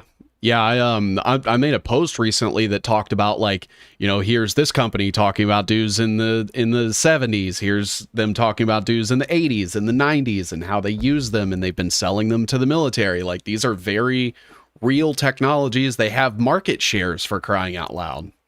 Mm-hmm. So it's like the military isn't buying like technology that doesn't exist. They're buying weapons. So like, I don't know, just the fact that you can point to those things and point to instances of them being used, bought, paid for, manufactured. You can see like the white papers on them and see like their, to a degree, like their technical specifications. Like these technologies do exist, have existed, and I'm the type of guy that's like, okay, what is the worst case scenario? Because that's probably closer to the truth than anything that we're going to hear. And I think that, especially when it comes to like these massive, like worldwide level psyops, there's always layers. So like, especially with like the COVID thing, is another example where like the layers are the official narrative and then the alternative narrative. And then there's a little bit deeper that you have to dig to actually get to the truth, I think. And, the official narrative is that it's like, it was an inside job. And even further than that, like then you get the dancing Israeli thing. And then even further than that, I think is they used some sort of weapons instead of planes, and it's so out there that it is one of those things that paints you as like this crazy conspiracy theorist. And I don't know. I think there's a lot to it. There was a lot to be gained. There are plenty of like instances you can point to as like them facilitating the cover of using it. And so, whether it was specifically dues or a cruise missile or some sort of like piloted drone or something like that, I definitely think that that's closer to what it may be, because the government doesn't even entertain those narratives. Yeah And I said earlier with on Steve's show that one of the things that early on when I was a youngster and seeing the footage of the plane going on one end and then coming out fully intact on the other end, never really sat well with me. I'm not an engineer, but from what I understand, those buildings had steel beams all through the fucking building. That was a skeleton of the fucking building. And this plane just goes through like butter, cuts through, fully and fucking intact. That never sat well with me, bro. Like, and so now, and I mentioned this with Steve earlier, especially with AI, with how good AI is for the lay person, for the average Joe to get their hands on. Anytime you see this new technology out, intelligence agencies, the government has already had their hands on this shit for a couple decades prior to us, the peasants, having it. You know what I'm saying? So that's part of the reason why my mind has opened up recently to this idea of no planes, because of how good AI is today. I'm like, God damn, this shit is fucking crispy right now. That means if we go back a couple of decades, 24 years ago, they already had some AI technology. That's where I'm at. Now, where am I with planes, no planes, all that bullshit? I don't fucking know.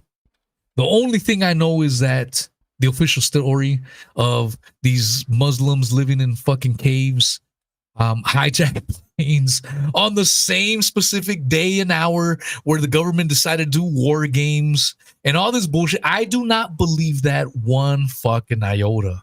And so could there have been planes that hit? If there were planes, I don't think there was. So my personal belief is that there was no people in these planes. They were remote controlled. That's what I think is more believable. I flew out to Salt Lake to spend some time with my dad, who's going through Alzheimer's. And as I was flying on the plane, I was thinking, because I knew 9/11 was coming up, I was thinking, what if some motherfucker right now try to get crazy with some box cutters and try to hijack the plane? And my mind, I was trying to think, all right, if a motherfucker tries to get crazy, or even like fucking 3 or 4 motherfuckers try to get crazy, what would I do?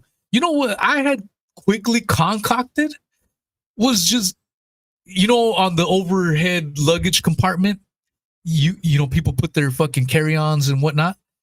People have these shelled suitcases, these hard, they're fucking hard as fuck.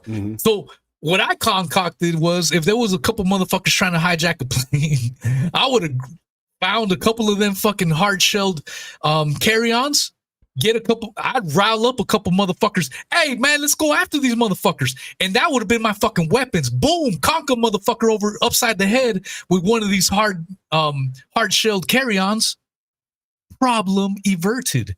You know what I'm saying? And to think that a couple of guys were holding off an entire fucking plane with a couple of box cutters, to me, all these years later, so goddamn preposterous. There's no fucking way it ever happened. So I don't believe people was in any of these fucking planes. And we're going to go to Flight 93 next.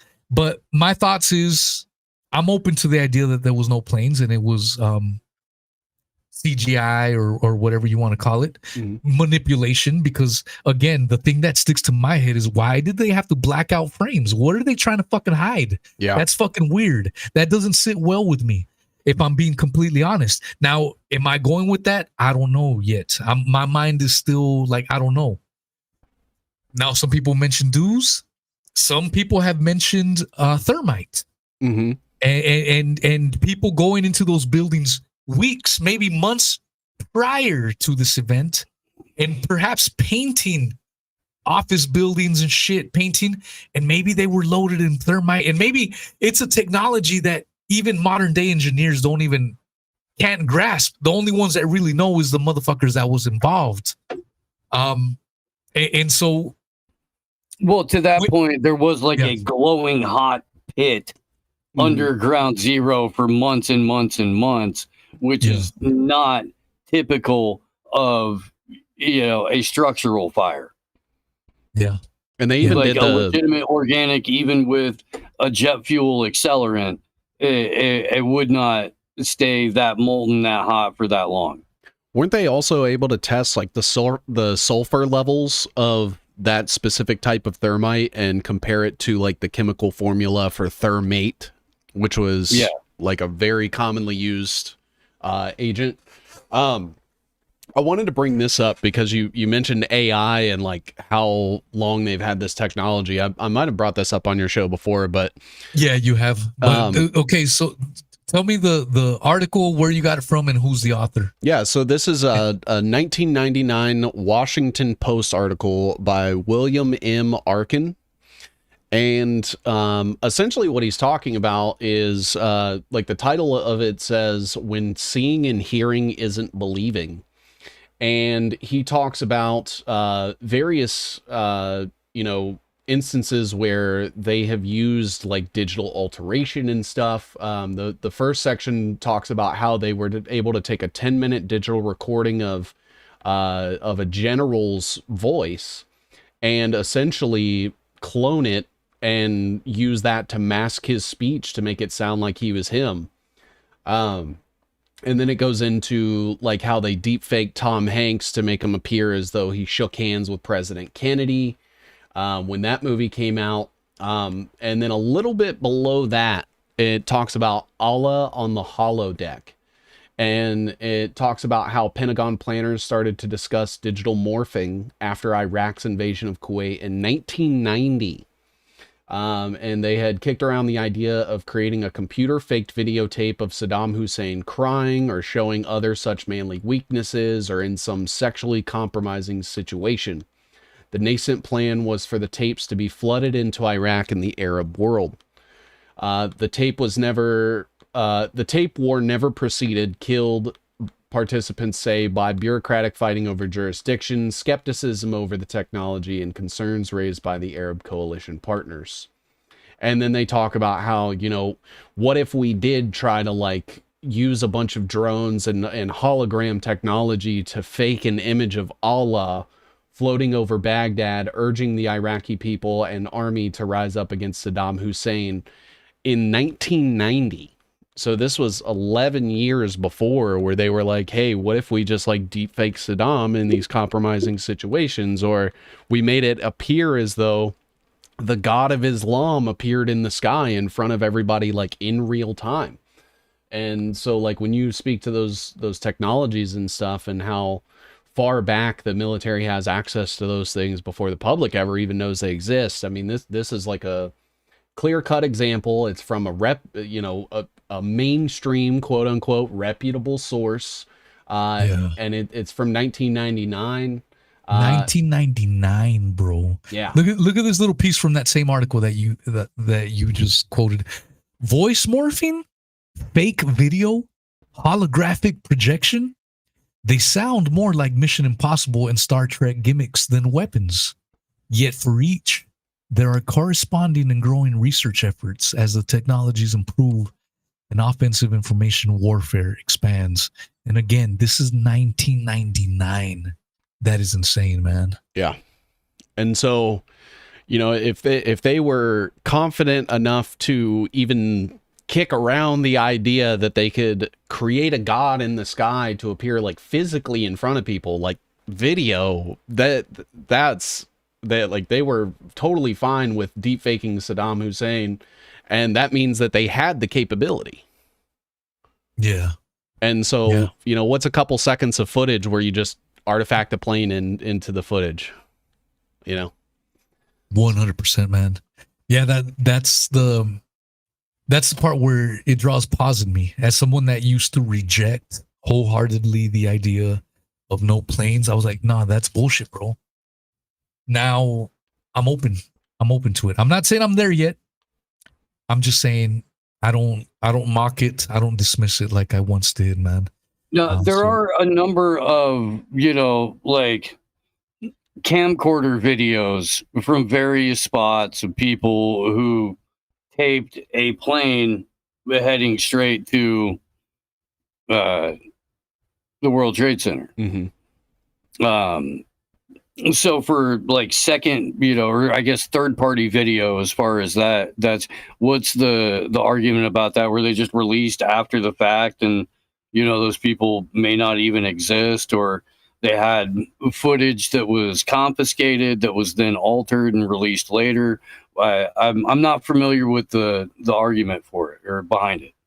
Yeah, I mean, it is one of those things where, very much like with the video logs of the Pentagon, because they had that gas station with the various like we still haven't seen those videos to this day, and I think that there were a couple of people that. Oh, did you guys both freeze? No. Oh, that was me. I'm sorry. But there were people that were propelled to prominence based on like their coverage of 9/11, very similar to like the Vegas shooting, how that like got us a whole new batch of like truthers and influencers. John Cullen, Laura Loomer, Jason Goodman. Yeah, and to name a few. Yeah, and so I think it was something similar to that. Not necessarily in the sense that these people were going to be promised a career or anything like that, but that they did their best to basically collect all of the information, especially the stuff that was submitted online, and wipe that as best they could. Now things obviously like slip through the cracks and stuff, but I think the more important method for them was saturating. So saturating the entire zeitgeist with videos of planes, whether they were deepfaked, whether they were allegedly taken by, people that claim to have, filmed it firsthand. I think, it just raises more questions, in my opinion, about the videos, because if these official videos are here and they seem to have all the makings of like digital altering, and there actually were planes, then why? Why would they go out of their way to like edit these or cut them or cut to black, unless there was something to hide? Yeah, and that's the thing. Like I mentioned at the very beginning, we may not even agree on some of these things. But the fact that we're talking about it and we're raising these questions, I mean, that's to me is what counts. You know, like it makes you think, God damn, I didn't think about that angle before. Holy shit, I didn't take that into consideration. I love this shit, man.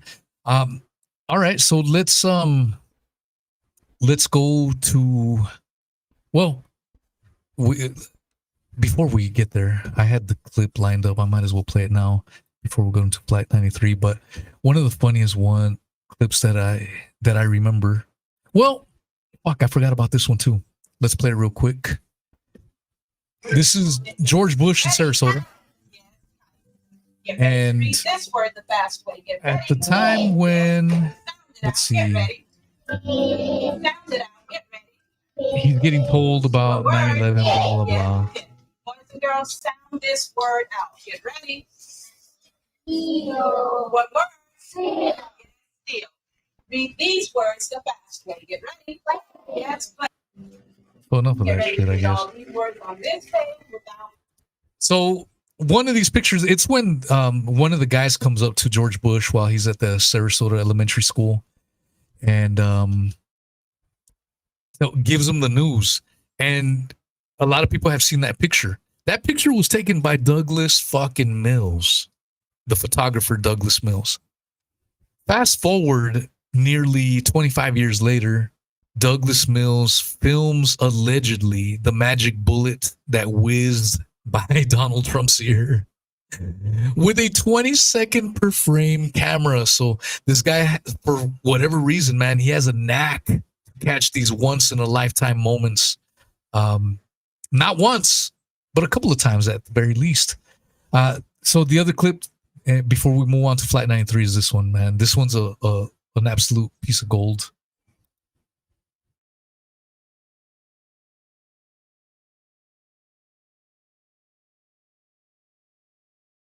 And so, real quick before he switches the clip, that kind of guy is like one of the people that I'm kind of referencing when I talk about like these people that are supposed to, you know, push these certain things, whether it's pieces of evidence, like the photographer being the guy that's here, ended up like getting awards for his photography and, you know, basically pushed into prominence and all that stuff. And I think those are the rewards for being the person who claims to get these things.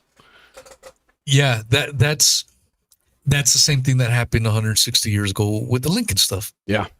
There, I don't know if you remember when we did our show, but there's a Seward attack that I believe was completely manufactured. Mm-hmm. Never happened. And the guys that testified were rewarded with promotions, military promotions, cash considerations, elevated to hero status. Yep.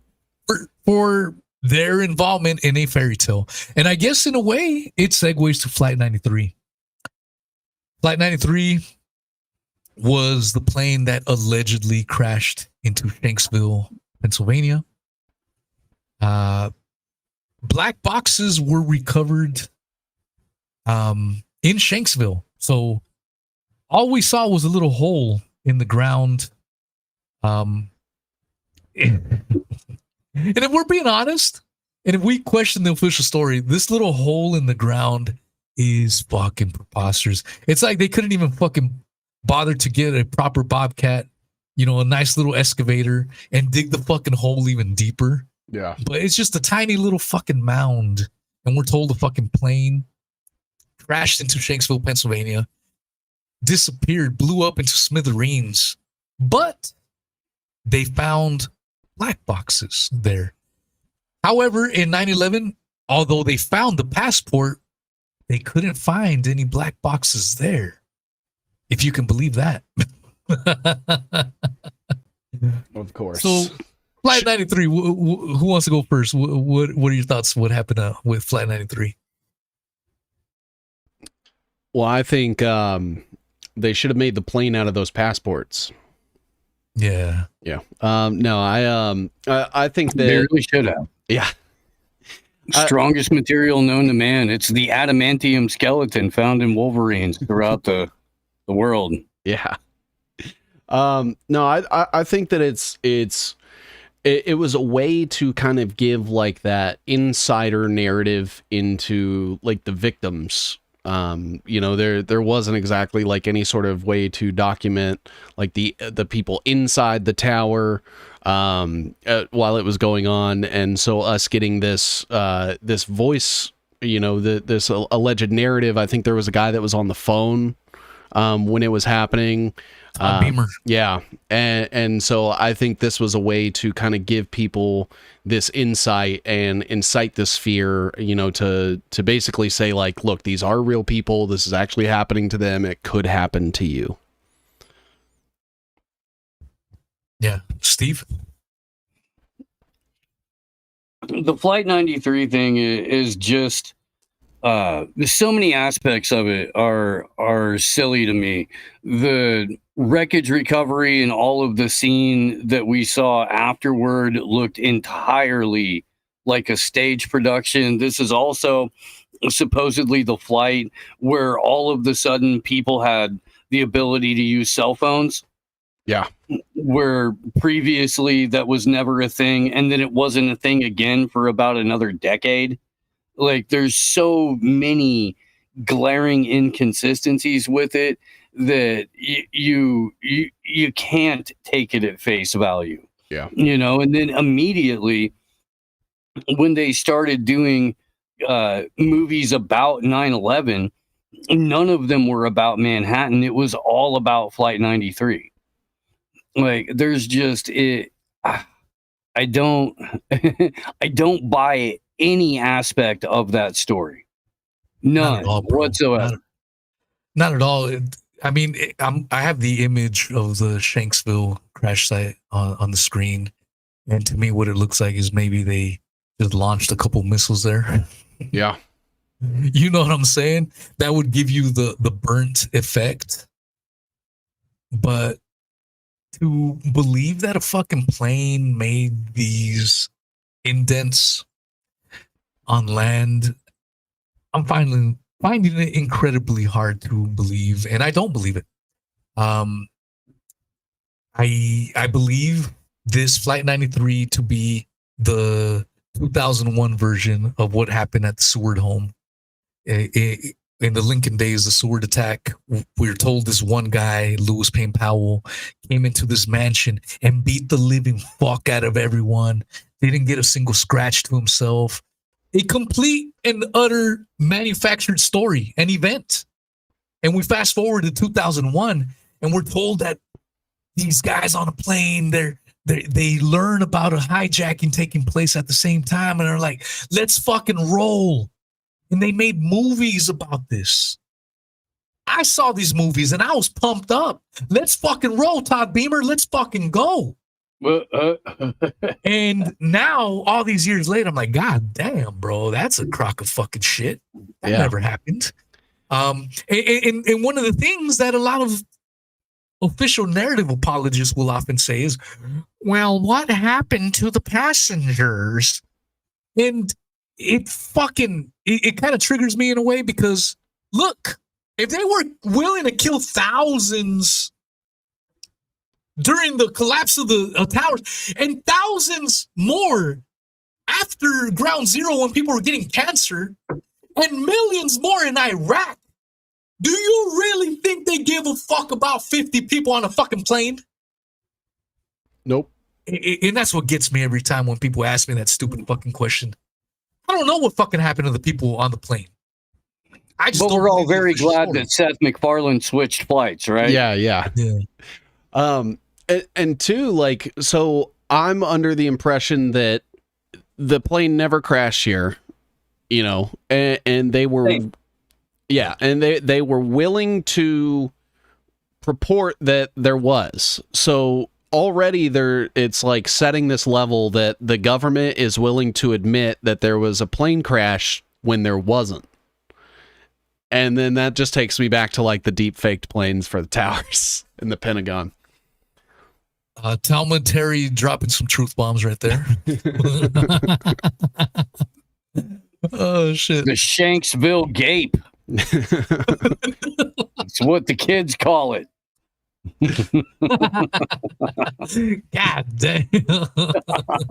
That took a turn for the worse. Hey, you invited me on, pal. You could fit 50 people in this hole. Right? What's the entire offense, defense, and practice team of the Minnesota Vikings?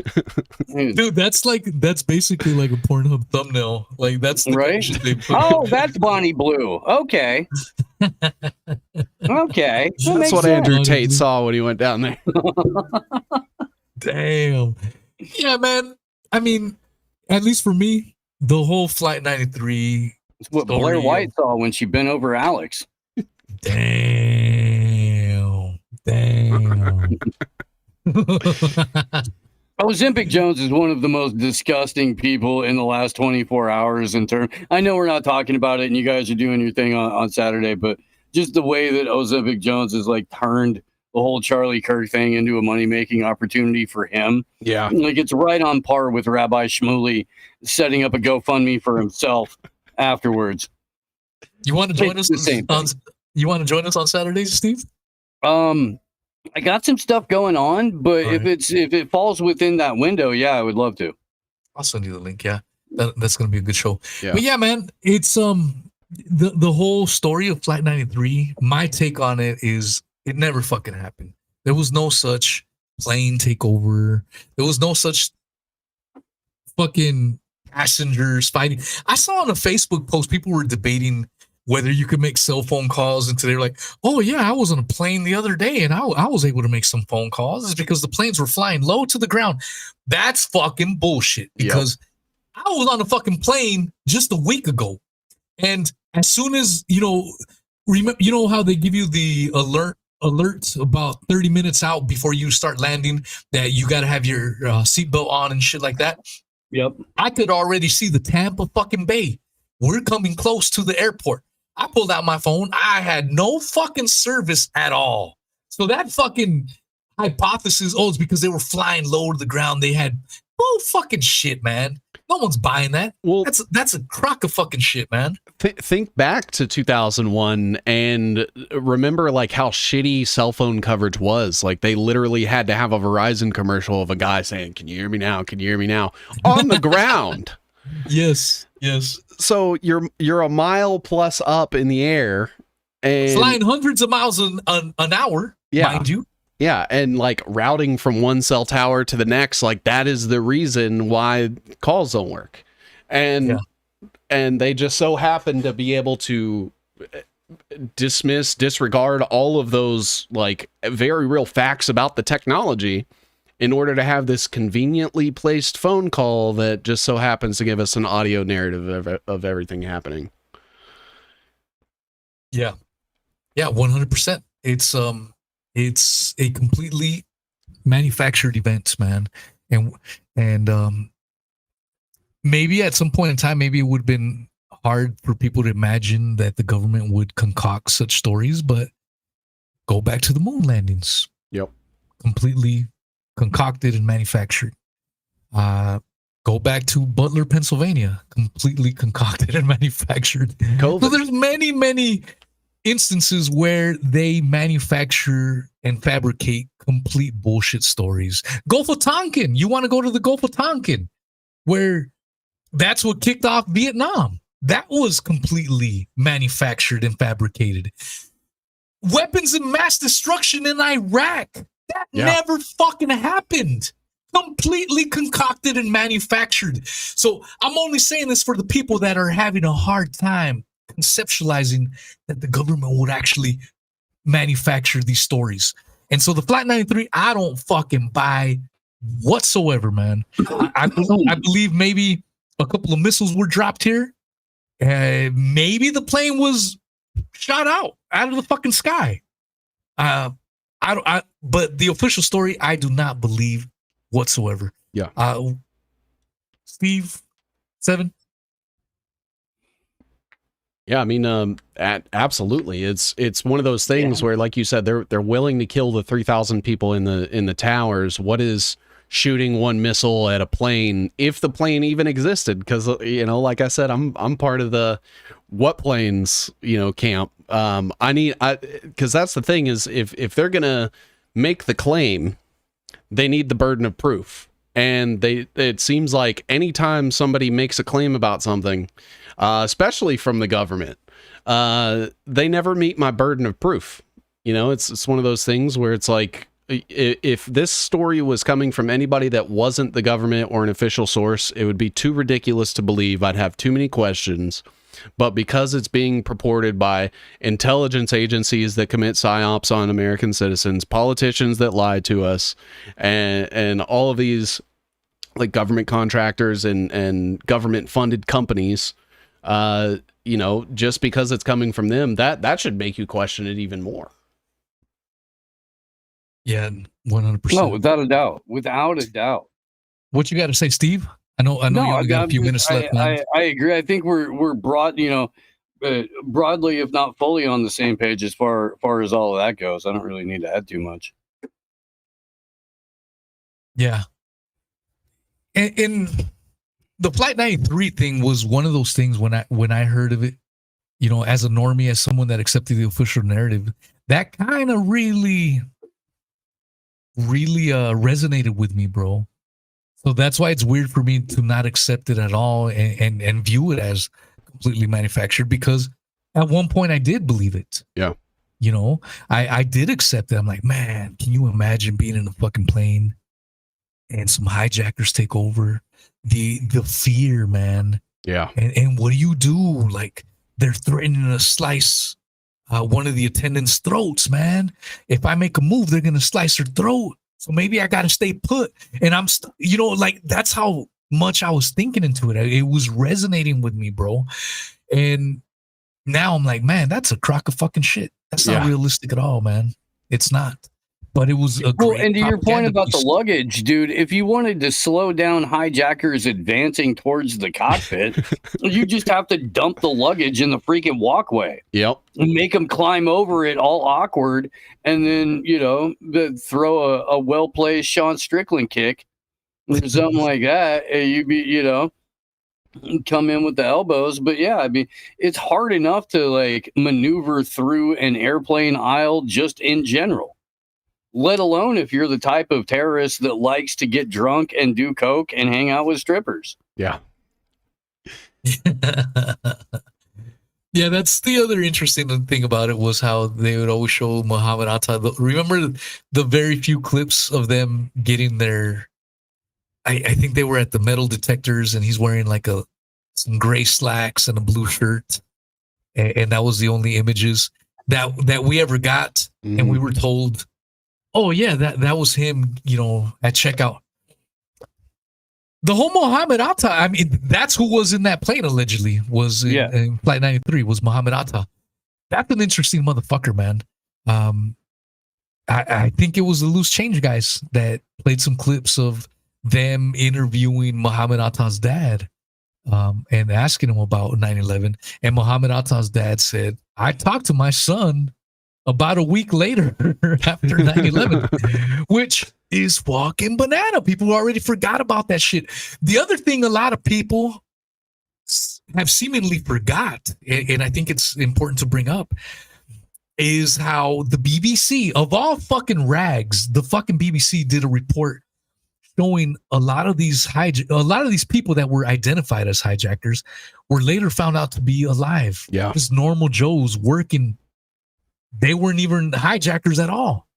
A couple of them were pissed off. Like, why are you showing my fucking face? Yeah. Could you imagine? That's a hijacker. You wake up the next day and you're just a nationally known terrorist and you've done nothing. I'd be pissed. Yeah, right? American media showing your face with some like dramatic piano music, like this guy hijacked on 9/11, and you're just fucking driving an Uber in Afghanistan. Like, what the fuck? What are you guys talking about? Yeah. But see, that rarely gets ever brought up, bro. That's not even a conspiracy theory. Yeah. This is the official fucking storyline that the BBC of all people, when they followed up on these hijackers, like, what the fuck? This guy's still alive. He wasn't a hijacker. And the point I wanted to make was, when you hear about the hijackers to this day in 2025, it's always 19 hijackers, 19. They haven't even revised their numbers to show, oh shit, we thought it was 19 at first, but some of these guys are still alive. So in reality, it was only 12. You know what I mean? They haven't even revised it. They've kept to the whole script that it was 19 hijackers. What are your thoughts on that? Yeah, I mean, it's one of those things where, I look at like the way that someone like David McGowan like dissected the moon landing, where it's like the second you just start asking these little questions and there are no answers or there's no way to explain it, and those things start to very quickly pile up. It's like, okay, well, if even one thing is a lie, the entire narrative needs to be thrown out. Because it's predicated on even one falsehood makes the entire thing false. And that's where it comes back to that burden of proof thing for me, where it's like, well, what about the fade to black? What about the passenger plane? What about all these terrorists that you guys said were, died in the plane crash that are all still alive? What about the BBC reporting on World Trade Center 7? Before it ever collapsed, they were talking about how it had collapsed and it was like there in the background. I actually just sent you that clip. But like, there's so many things that just don't add up, from all different angles, that the fact that they still purport it today, like, and it's not even just the American government, like, China hasn't come out and like debunked 9/11 officially in any capacity. Russia hasn't, even though we're allegedly supposed to be in conflict with these people. What's the number one way that, you would be able to sow discourse in a country? You basically seed these things that get people to not trust in their government. Well, I mean, in fairness, Russia just came out last year to debunk the moon landing. Yeah. So they're taking their time on this. Yeah. They are. They'll get there eventually. Yeah. All right, let's play this. This is 1 minute. More on the latest building collapse in New York. You might have heard a few moments ago, I was talking about the Salomon Brothers building collapsing.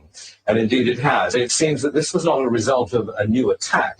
It was because the building had been weakened during this morning's attacks. We'll probably find out more now about that from our correspondent, Jane Stanley. Jane, what more can you tell us about the Salomon Brothers building and its collapse?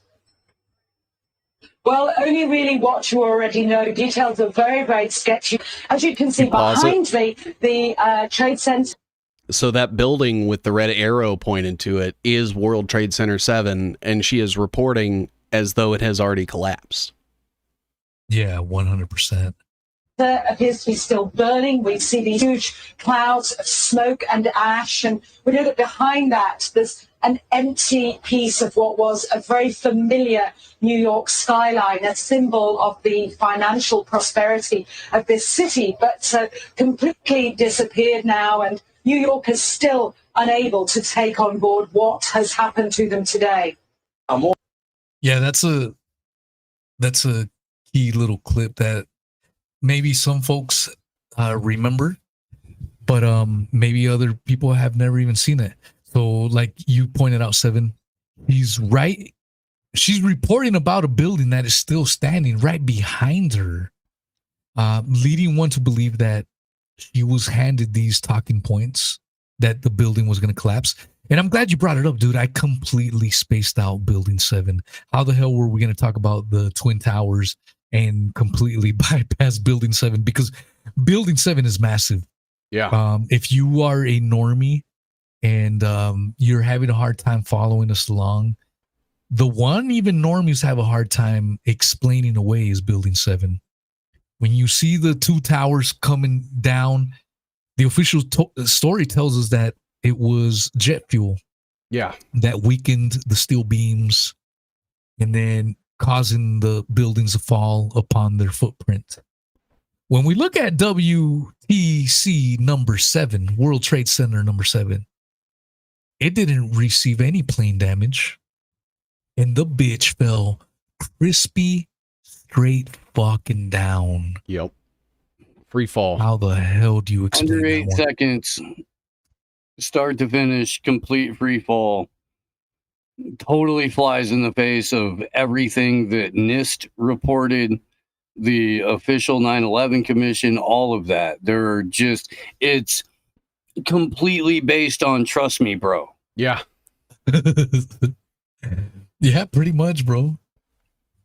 Yeah, and you know that I think it's also significant to mention, like it was the Salomon Brothers building, and the Salomon Brothers have so many different ties to different like venture capital investments that they've done. They're kind of like a little brother of BlackRock. They've kind of spun into like many different things, but the Salomon Brothers, you know, they employed a bunch of different people, and I've actually spoken with somebody that worked at the Salomon Brothers building in Building 7 for a brief time before the towers collapsed, and he told me that it was this like cult-like experience where basically like orientation was weeks long, and you would continually like do like slightly more degrading things to kind of like help establish like a sense of community and camaraderie, kind of like they do in cults. And he said that at the end of his orientation, that every single person, now mind you, this is like to work at a company in America in the 80s. It was like late 80s. In order to finish your orientation, you had to walk across hot coals with your bare feet. That was according to him. And so, you know, you start to have this this environment where it's, you know, the loyalty to the company, or the loyalty to, you know, whatever their grouping was, whatever you want to call, you know, the relationship or network that would convince people to do something like that. they can hush things. He had talked about how there were military contractors in and out of that building for, the 2 or 3 years that he was there. He never knew like what they were up to or why they were there. He's tried to talk to some of them and they were very standoffish. So a lot of really interesting stuff, and they were especially helpful in securing funding for like a lot of big tech companies and getting like data centers built out and getting this like total information awareness foundation that was only, able to be implemented because of the Patriot Act. Steve. No, I mean, he's absolutely correct. It's when we talk about things like problem, reaction, solution, things like that, and there's very few clearer cut examples than what happened with 9/11. And then when you look at the other aspect of it, the Cui Bono who benefits, Cui Bono, it's all of the worst people that you would ever want to benefit from 9/11 have benefited from 9/11 tremendously over and over and over and over. And the cost of that has been millions of human lives, the erosion of rights and civil liberties, everything from the way we fly to the way you checked out a library book 20 years ago to, warrantless wiretap and all that kind of stuff. You couldn't have the FISA court foolery that we had just 8 years ago without the foundational groundwork paved by the Patriot Act. Not to mention the explosion of the federal government, all of these additional agencies. I say this a lot, regardless of the event or the situation, but when all of the coincidences fall one direction, and when all of the benefits fall one direction without a shred of anything going the opposite way, that's a scripted event. Yeah. That's a staged managed production. Absolutely. One hundo. I want to play the WT7 implosion. Again, any of us that have been going down this rabbit hole for quite a while, we already know about this shit. This is old news. But this is chiefly for newer folks. I like to do this whenever I do my moon landing shows or whatever kind of shows. I try to take into consideration there could be people completely fucking brand new to this. So it may seem repetitive to some, but that's why I do it.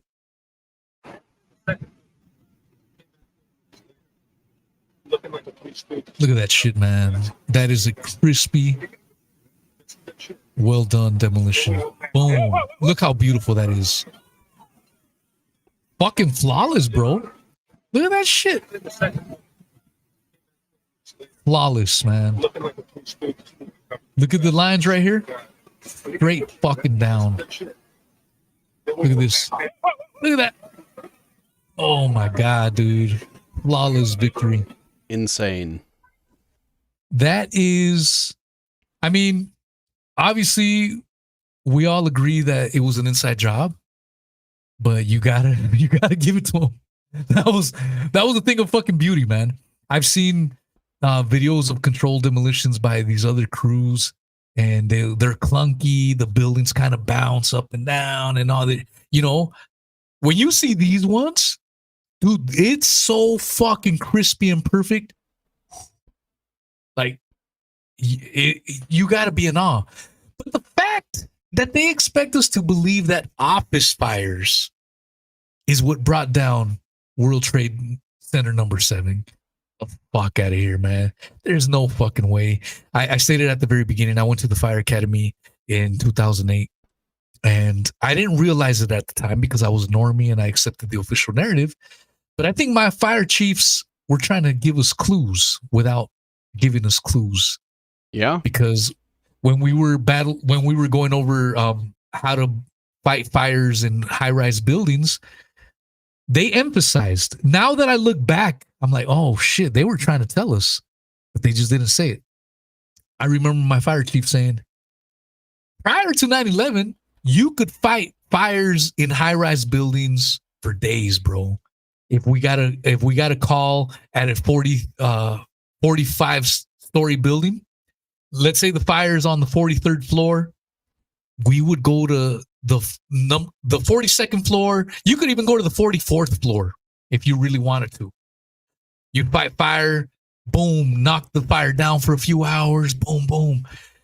You'd have your waters, you'd have your recovery center just one story below the fire. And so some people that are not familiar with fire or fire battling practices are probably asking the question, why would you do that? You're right under the fire. Because fire rises. That's why. Yep. You ain't scared that the fire's coming down towards you. It's burning upwards. And so my fire chiefs would say, prior to 9/11, you could fight a fire fucking days, bro. They told us about fighting fires for 4 fucking days straight of a fire burning, and they were there for days. Obviously, it was a raging inferno. After, I'm sure they knocked it down, but technically, it's still a danger zone if you find some fire embers and whatnot. You know what I'm saying? Yeah. So they were fighting for days, just the floor below the fire level, and 9/11 happens. This is why. See, this is another reason that a lot of people don't understand when they see the firefighters going into World Trade and you see their faces. They're scared, but a lot of people have misinterpreted as them willingly going up there to sacrifice their lives to save other people. That's bullshit. That's not true. They're scared because they know it's going to be fucking wild, bro. Yeah. I'm telling you this as a former firefighter. They're scared as shit. You're nervous. You're like, what the fuck am I getting into? Had they known that these buildings were coming down, I guarantee you 99 out of 100 of those dudes would have said, fuck that. I got a wife and kids. I got to go home. I ain't going to fucking die in that fucking building. I'm sorry, but I got my wife and kids I want to see grow up. And maybe that's something people don't want to hear. Maybe this is part of the propaganda we have been given over the years, that these firefighters, they knew they were going to die and they were going in these buildings. That's not true, bro. That's not fucking true. If they knew them buildings was falling down that day, I bet you most of them said, fuck that, I'm going home. Yeah. You know what I'm saying? And that's the cold, honest truth. And so why did they go into those buildings with that I can't even say confidence. They were scared. Obviously, they were scared if you look at their faces. But they knew, all right, it's going to be crazy. It's going to be fucking hell for sure. But I ain't worried about the fucking towers falling down. We can fight it. We can fight this bitch for a week if we need to. We're good. And then an hour later, the motherfuckers come down, dude.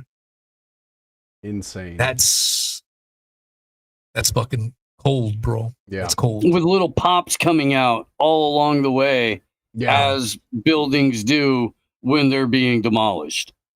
Yep. That's the reality of the situation. All of the first responder interviews where they're like, and then I heard the explosion. I mean, we played it from WTC 1 and 2, but it was the exact same with Building 7, where multiple first responder witnesses said, yes, I heard an explosion. I heard a series of explosions. Barry Jennings. Yeah. Barry Jennings. So what was at World Trade Center number 7? So that would be the next question that a normie would ask, like, all right, yeah, that is weird. WT7 came down. That's fucking strange. I don't understand. Larry Silverstein is on the record saying pull it. Yeah. Mm-hmm. We didn't even talk about Larry Silverstein. I'm sure you got some charts on that. I'm sure Seven's got some charts on that motherfucker. Yeah, I've got Larry Silverstein, the UJA Federation of New York, and how that ties into like BlackRock. I have stuff on like I brought up L. Paul Bremer and Marcia McLennan, but that also goes into like Jeff Greenberg and his son and his dad Maurice over AIG, who was really close with like Henry Kissinger. And this even goes into like contact tracing, the mortgage crisis, and how they essentially flipped us into a risk-based economy post 9/11. Yeah. Yeah, there's all kinds of stuff, especially once you get into like the asbestos stuff and Larry Silverstein and his 2 insurance claims that he got. Steve, I know you got limited time left. Yeah, I got to dip out. Any closing words, my brother? Before Seven gets into his charts in his right? webs? No, and I'll be watching. I got a bunch of stuff I got to take care I of. understand, bro. Thank you for hopping in, bro. But no, it really is one of these watershed moments where the moment you start to get your head around it, everything else kind of unfolds for you. I would highly recommend listening to Richard Grove talk about his first person experience on September 11th.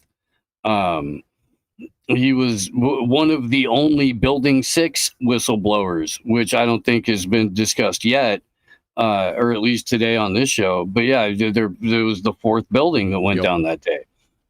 The centers of finance, intelligence, and day-to-day globalist operations were eliminated for multiple different reasons, ultimately serving one purpose, which is to take away your ability to walk around as a free human being. And we've been dealing with the fallout for that now for 24 years. And we've got, based on yesterday's political assassination, but there's people ready to riot. There's people ready to take up arms against their neighbor rather than an illegitimate entity that exists off of theft, extortion, violence, and the threats of those things in the government. And people are more mad at each other than they are the state. And half the people that are pointing out that you should be mad at the state spend the majority of their time making sure that you're mad at each other. So it's just a clusterfuck of psyops on psyops at this point, and it's going to keep accelerating until they're comfortable enough, they being, the state, or Ryan Christian says the hierarchy enslaving you. If you want to know what they means, it's that. Feel comfortable enough to just drop the pretense and go, no, we've actually got you. Yeah. We've actually got you. Most of you played right into our bullshit like the idiots that we all knew you were, because that's how these people view us, as, human capital and barely above the intelligence of your, average freaking slug. Yeah. And people happily play into that. So don't do that. Don't buy into the bullshit. Question absolutely everything. Take 10 minutes before you hyper react to something and go, wait, no, I'm pretty sure all of this anger, or conversely, all of this joy that is being forced down my throat right now, has something to do with an agenda. Let me not fall victim to that. Try and keep a cool head about this kind of stuff. It's easy to get emotional about it. It's easy to get, reactive and angry.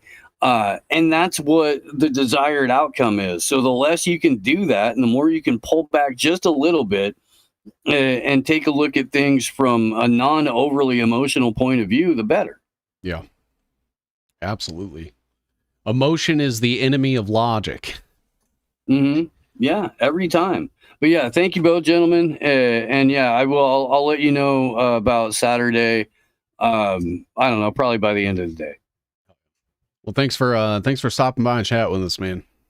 Heck yeah. Take care, y'all. You too. Thanks, my man. Take it easy, bro. That was Steve Poikonen. You can find him Monday through Friday on Rumble, AM Wake Up. He also hosts the show Slow News Day. Just want to drop him off. I didn't let him do his links. Yeah, man. Do you have any webs for us regarding Mr. Lucky Larry? That'd be a good one. Yeah, I do. Oh yeah. Here, let me share screen. I want to thank everyone that made it out, and we'll listen throughout the week. Thank you guys. All right. So when we start to talk about Larry Silverstein, obviously like the 9/11 insurance thing comes up. And that's when you start getting like AIG's involvement. I just brought him up, Maurice Greenberg. Maurice Greenberg was actually really, really good friends with Henry Kissinger. So much so that he appointed him the head of the international division of AIG. And then you had his son, Jeffrey Greenberg, who was the CEO at the time. When I brought up that Martian McLennan, that company was stationed in the North Tower during 9/11 and had a guy working there named Paul Bremer. Paul Bremer was close with the Reagan administration. He worked under Donald Rumsfeld. He was also very close with Henry Kissinger. But the reason Paul Bremer is important is because he was kind of like the one in charge of the essentially foreign policy response to 9/11. So he was the one that was responsible for negotiating like the CIA contracts that Blackwater ended up getting that made them rise to prominence. He was also like the number one, person that was pushing the Iraq war. He was kind of in charge of the Iraq war for majority of the tenure under George W. Bush. And Martian McLennan also had connections to this thing called the Control Risks Group.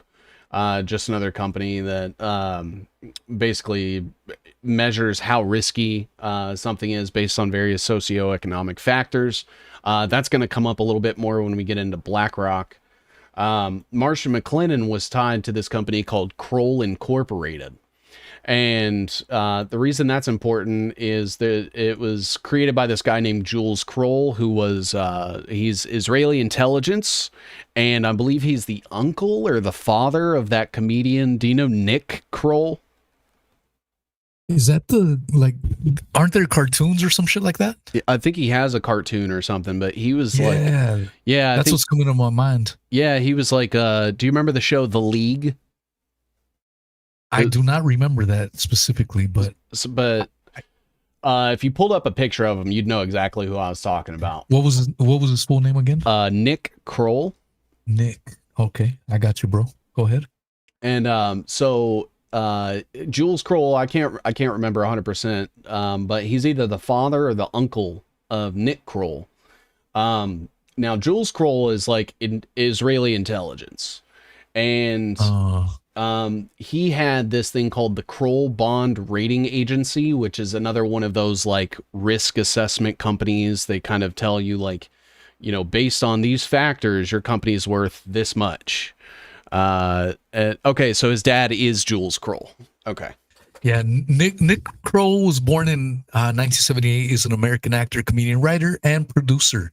He is known for the FX comedy series The League from 2009 to 2015. Creating and starring in the Comedy Central series The Kroll Show 2013 to 2015, and starring in and co-creating the animated Netflix series Big Mouth from 2017 to 2025, and Human Resources 2022 to 2023, and the Hulu sketch comedy series History of the World Part 2 2023. So he's a rather accomplished individual. He's an actor, comedian, writer, and producer. Yeah. And so his father was Israeli intelligence and had various contracts to different things here.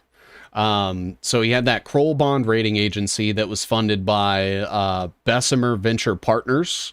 Funny enough, the head of Bessemer Venture Partners, or I think like an advising partner on there, is a guy named Jeffrey Epstein, but it is not the same Jeffrey Epstein. It's a different guy. They're not related at all, allegedly. But Bessemer Venture Partners is an interesting rabbit hole for people. Now, Jules Kroll also owned something called K2 Integrity, which was kind of like this investigation entity, and they were the ones that basically investigated the Bernie Madoff investment scandal and were the reason why he was like found guilty and that whole thing blew up. So they already had like a lot of prominence, but then they also came to own this thing called Thatcher Associates, which got the contracts to clean up New York after 9/11. So after all the debris is there, the towers are there and stuff, like when it came to the cleanup, the number one contractor was this Thatcher Associates that was now owned by the guy that owned, he was Israeli intelligence. He had this risk assessment company, and he was also tied to Marcia McLennan that was in the North Tower. After that, he got the contract to build the Yankee Stadium and the Bank of America Tower in New York.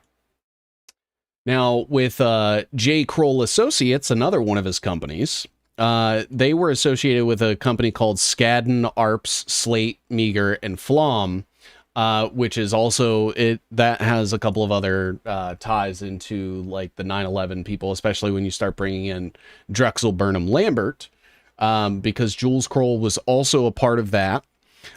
Drexel Burnham Lambert was kind of like it was a VC capital investment firm in like the 80s, and they were selling junk bonds essentially. They were found guilty of doing that, and the guy in charge at the time, his name was Michael Milken. He ended up getting found guilty of fraud. He ended up going to jail. Donald Trump pardoned him for that. After they were found guilty, most of the people from Drexel Burnham Lambert ended up restructuring into this thing called Apollo Global Management, and that was run by people like Leon Black, who was tied up with Epstein. He was the one that had to pay that settlement to the Virgin Islands for like $52 million or something.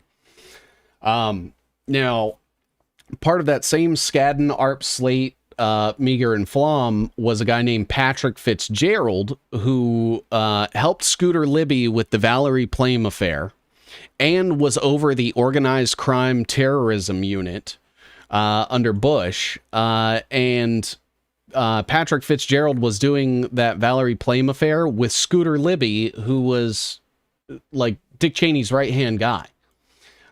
So just going off of the Jules Kroll stuff, like you have the 9/11 contract cleanups, you have Marcia McLennan, physical, location in the towers, you have Paul Bremer, Blackwater, the Iraq War, Henry Kissinger, Donald Rumsfeld, Michael Milken, Apollo Global, Epstein, Dick Cheney, the CTU, and Scooter Libby. And that all just stems from that. And then one other last important piece about Jules Kroll is he was actually very influential on Robert F. Kennedy's 2024 campaign. So he's like still shaking and moving today because his candidate ended up in the administration. I would call that a win if I was, running the campaign. And that's just Larry Silverstein's 9/11 insurance claim, AIG, the Greenbergs, and getting into all of that.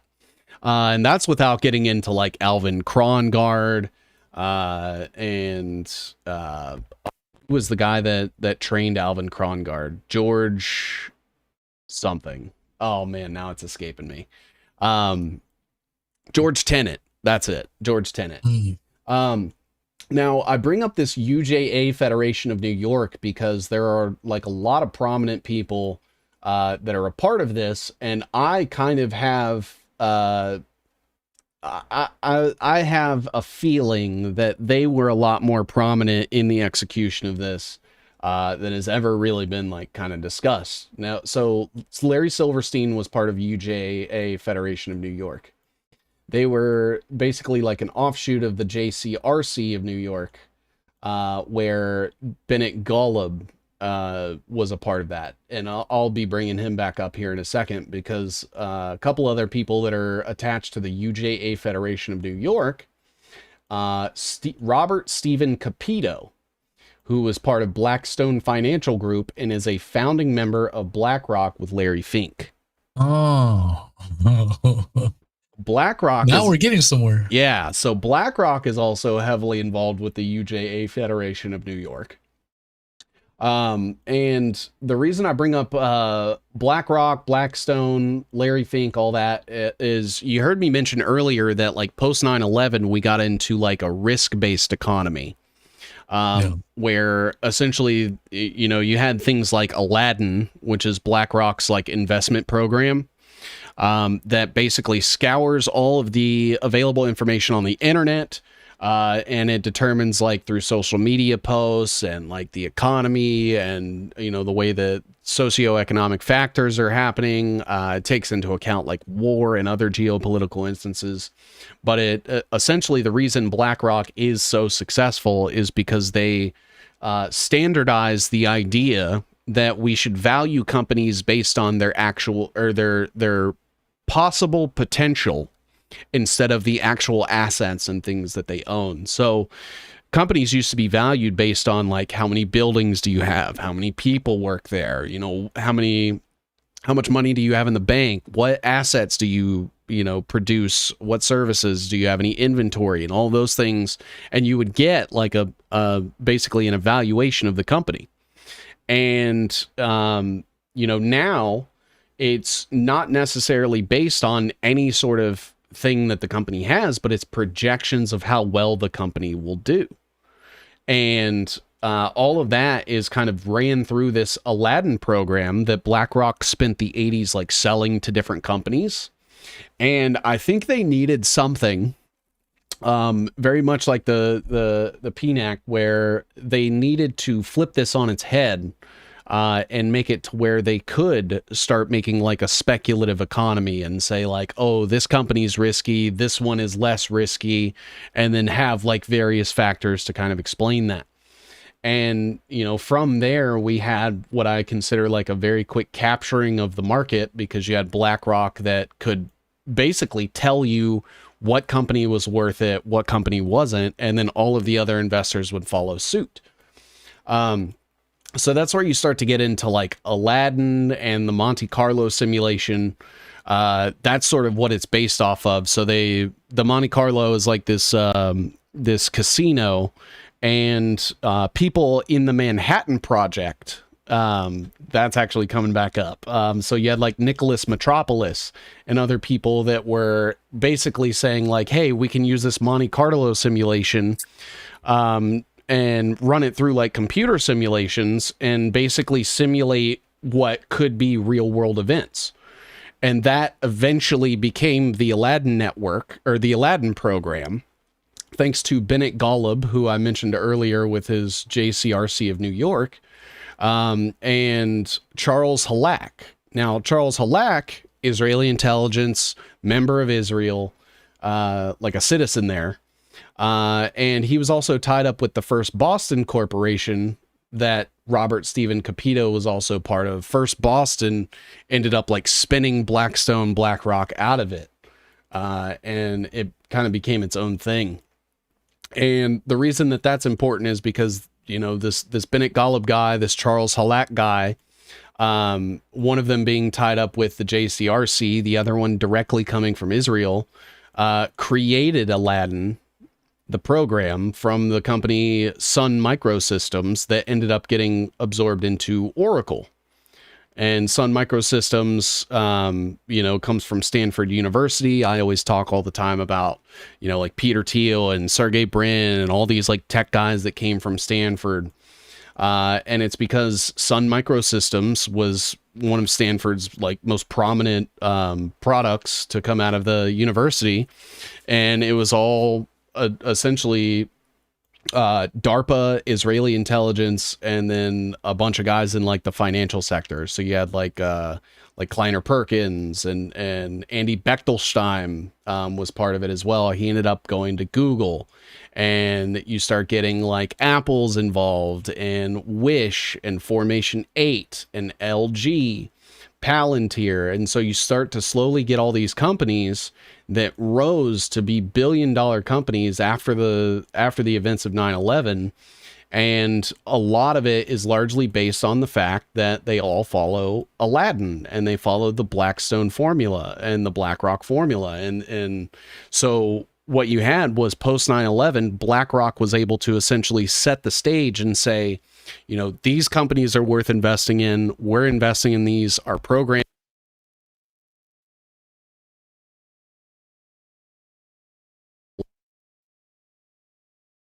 you muted real quick. You're. Am I there? Yeah. So we just missed the last few seconds. What were you? So, you know, they would basically rig the game and use this Aladdin software to say, like, you know, we need to invest in Google because it has the potential to be this, you know, super big company and it's going to be worth billions of dollars. So they would have everybody throw their money in Google. Google, you know, obviously being seeded by people from like the CIA and DARPA and Sun Microsystems. But you start having all these companies that rise to become the Fortune 500 companies of today. And they're all being basically guided by people that are either involved in BlackRock, Blackstone, and things like that. You have Susan Wagner, who came from BlackRock. She's tied up with like Swiss Re. She was involved with Matrix Capital, which co-invests in things with like Peter Thiel's Valar Ventures, and Epstein was invested in Valar Ventures. She was part of the Lehman Brothers, who were responsible for the mortgage crisis, the whole like short and subprime mortgages thing that happened to cause the housing crisis. The Lehman Brothers was responsible for that. They also contracted with Kronos Inc. alongside Blackstone Financial and CIG to do the whole contact tracing stuff for COVID. God damn. Yeah. And so essentially what you have is like, as you start to zoom out, also with this Dr. Bennett Gullib guy, he was also part of the financial engineering group. He sat on the government board of International Association of Financial Engineers. Collateralized commercial-backed securities. So that's where we start to get that whole risk-based economy thing. And then the last one, the Board of Global Association of Risk Professionals. And essentially, I think like post 9/11, you know, they not only profited and had members like Larry Silverstein directly profit from this. You had involvement from Henry Kissinger, Donald Rumsfeld, all these, you know, Israeli intelligence, globalist, Council on Foreign Relations people. But they essentially created this atmosphere where economically they told you what was valuable. So they were able to prop up whatever companies they wanted. So they choose these tech companies that collect data on us and spy on us and work with other, you know, work with the government and have all these contracts and stuff. And that's like why we have smartphones today. It's why we have the social medias that we do today. It's why Google is prominent. It's why Apple's $1 trillion company, all because of this. Yeah. Yeah. It's all intertwined, man. This is what the power of you making these webs does. It helps visualize it, you know? Yeah. I think and I'm speaking for myself. I'm not speaking about other people in general. I'm just speaking for myself. Sometimes it's hard for me to visualize it. Just hearing names and connections and stuff. But if you can draw it up like this, the way you have it on the screen right here, it makes all the more sense, man. And you see how well interconnected everything really is. It's not completely different entities here and there. All the it's same like people. one big mafia family, bro. Yeah. Like, what the fuck? It really is, man. And you know, a lot of these connections, nepotism, even nepotism amongst themselves. You know what I'm saying? Yeah. Yeah. I mean, and I always like to bring up like colleges and stuff. And people are like, okay, you know, going to college, it could be any random thing. Like you had mentioned, like, you know, you could have gone to that same Utah school from yesterday. And it's like, yeah, you know, them going to the school isn't the important part. But if they're involved in all of these things and also they share an alma mater, like Robert Stephen Capito shares an alma mater of Wharton with the CEO of Alphabet. Harvard. There's Harvard right there, which bro. is Henry Kissinger. You know, Donald Trump went to Wharton Business School. Harvard, Yale. I mean, all these big prestigious schools that we grew up idolizing, you know, like, God damn, wouldn't it be something if we went to Harvard? Yeah. Wouldn't it be something if we went to Yale? And then you realize how fucking dirty those institutions really are, man. Yeah. Yeah. The Skull and Bones, the Phi Delta Kappa, all of those like sororities and stuff too, fraternities and all that. It's actually funny because, like, if you go to Phi Kappa Gamma, I think it is, Ben Shapiro is part of that. Candace Owens is part of that. And it goes all the way back to, like, presidents and shit. And it's like that is where these connections are made, is like when these kids are young, impressionable. Hey, you know, I've got this career lined up for you, Candace. Do you want to, you know, come be a propagandist for the state? And then she ends up under Ben Shapiro at Daily Wire and gets big. It's like the fact that they share, you know, a fraternity. I don't think that's a coincidence. Yeah, no question, man. There's that infamous picture of Jeff Epstein wearing, like, what is it, a Harvard sweater, right? Yeah, you've seen that one, right? Yep. Yeah, he was wasn't he like friendly with the dean of admissions? I'm not entirely sure, but yeah, man. Yeah, I wouldn't put it past. Yeah, man, it's good to see all these intricate webs that you put together. And anyone listening and you are just learning about my man 7 C's, check him out, support him. That way he can continue to bring these exquisite pieces to life. Absolutely. Yeah, man. Did you want to head anywhere else with these webs?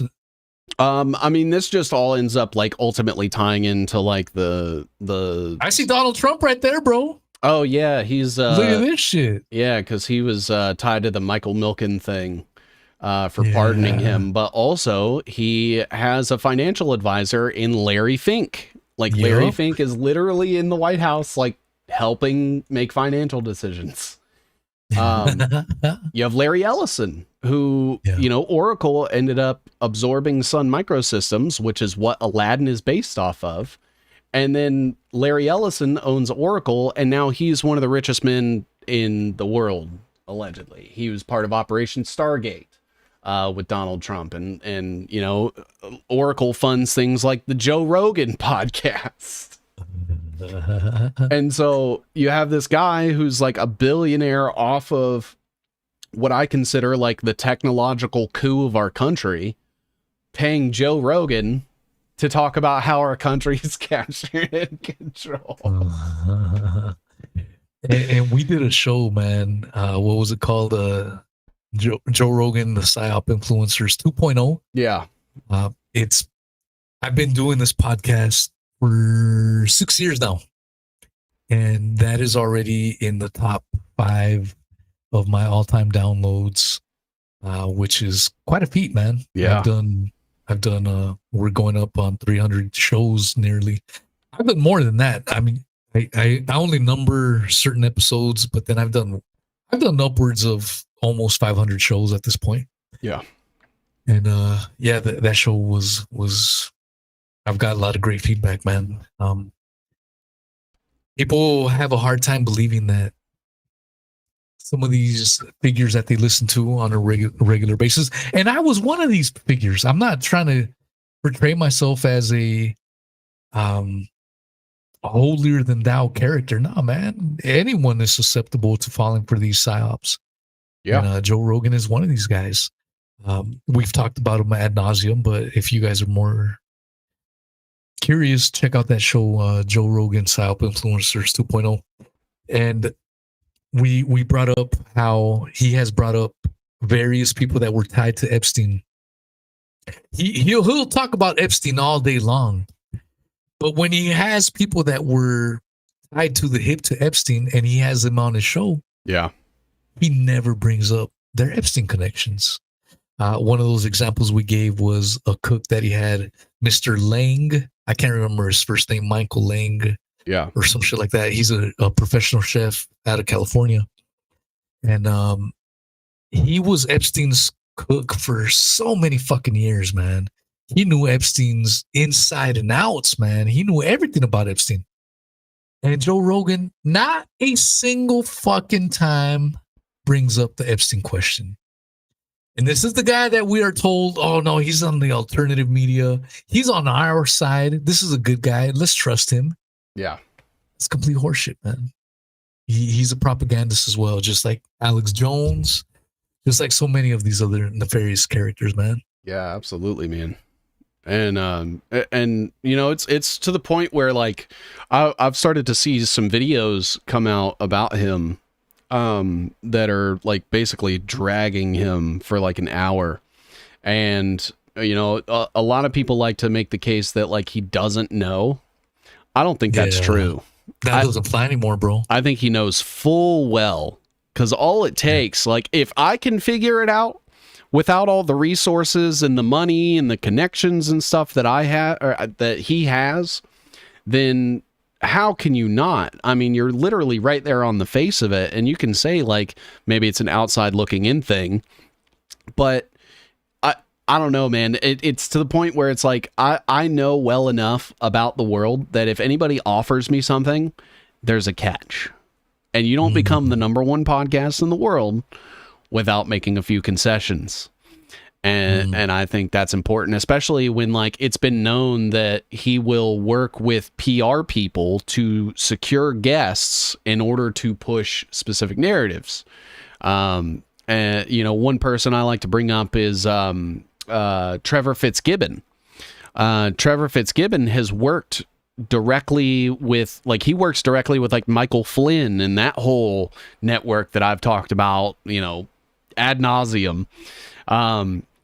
And he works with Joe Rogan to secure guests on his podcast multiple times. He's credited, you know, with that through like public biographies of him and things. So like when it comes down to the whole Joe Rogan decides who's a guest on his podcast, that's not fucking true. Yeah. Not even for a second. And that's the thing. And I talked about it in that show that we did. I was a former, it's not like I'm just a hater. Yeah. I don't want people to get it twisted. I was one of these people that listened to every single fucking episode. I think I found out about Joe Rogan around episode 700. Mm-hmm. And I listened to well into the 2000s, meaning I listened to well in excess of over 1,000 episodes. When you take into consideration his episodes are anywhere between 2, 3, 4 hours, that's hundreds of hours of listening time, if not over 1,000, well over 1,000 hours of listening time that I've listened to Joe Rogan. I was one of these guys that as soon as the new Joe Rogan alert came on, I was on it. Boom, let's fucking listen. Let's fucking listen. After, I think it was when I discovered Matthew North. Yeah. And his breakdown on Joe Rogan and all of his connections to big tech and Elon Musk pushing transhumanism. I was like, God damn. Yeah. This is not the guy that I thought he was. When people would talk shit about Joe Rogan, I was one of these guys that would defend him and be like, no, you got it all wrong. You don't understand. I listen to Joe Rogan religiously. You got it all wrong. And now I'm like, damn. Yeah, this dude is a fucking psyop. He's a clever psyop because he's been marketed to us as someone that is down the middle. He is apolitical. He's not left. He's not right. He's just giving us the straight dope is how he's being marketed, which attracts the masses because the loud minorities are extremists on either the left or the right.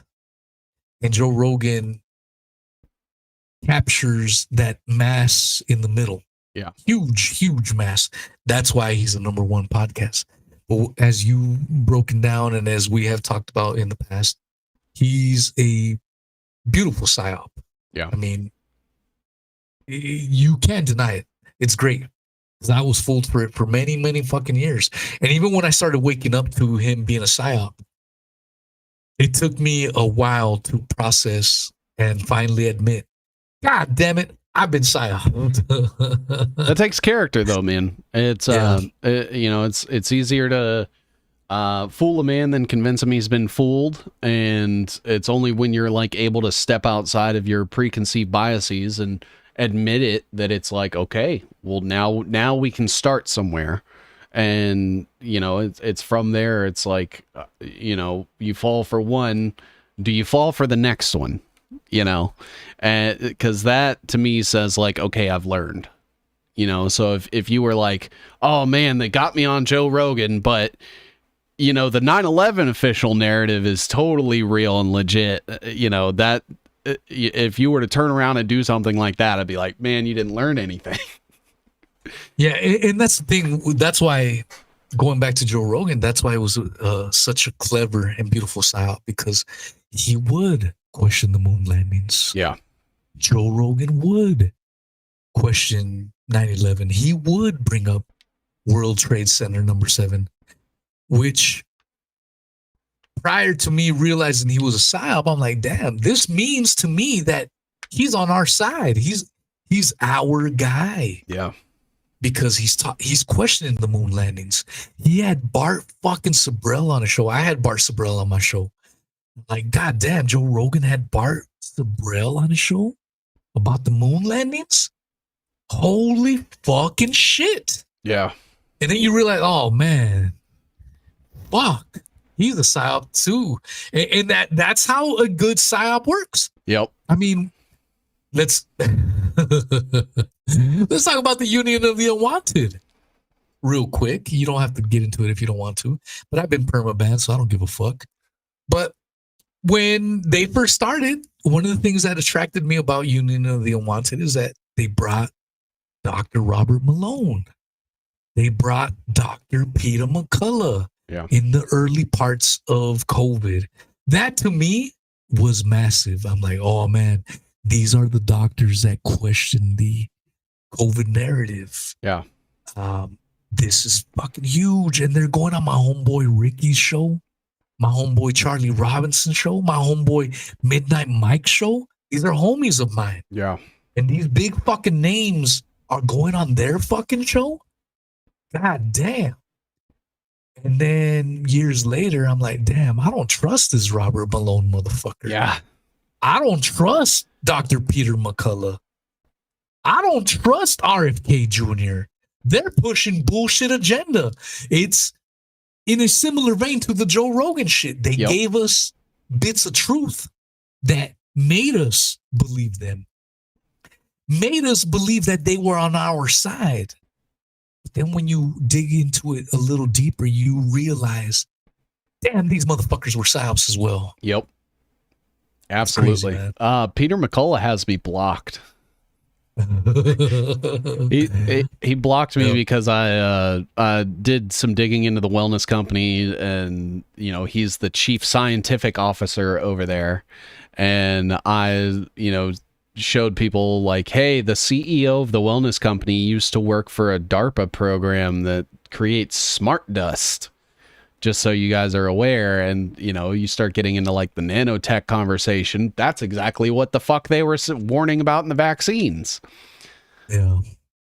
And so and that's the thing, right? Is like I had brought up earlier how there's like layers to this stuff.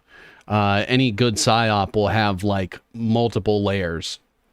And with COVID, I'm under, I'm in the camp of there was no virus at all, and there never was, and they're trying to cover up like radiation like electromagnetic radiation poisoning of American citizens.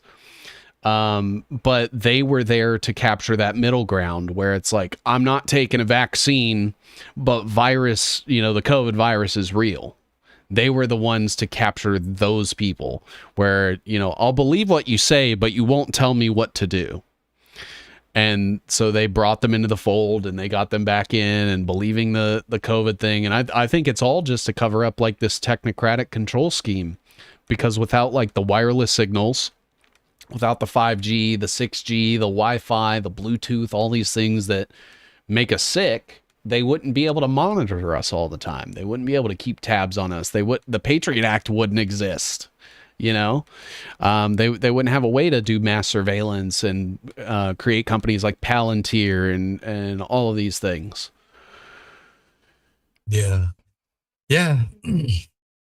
And I suppose it's easy to call out now that we can clearly see it, but at the moment in time when you're captured, you get blinded Yeah.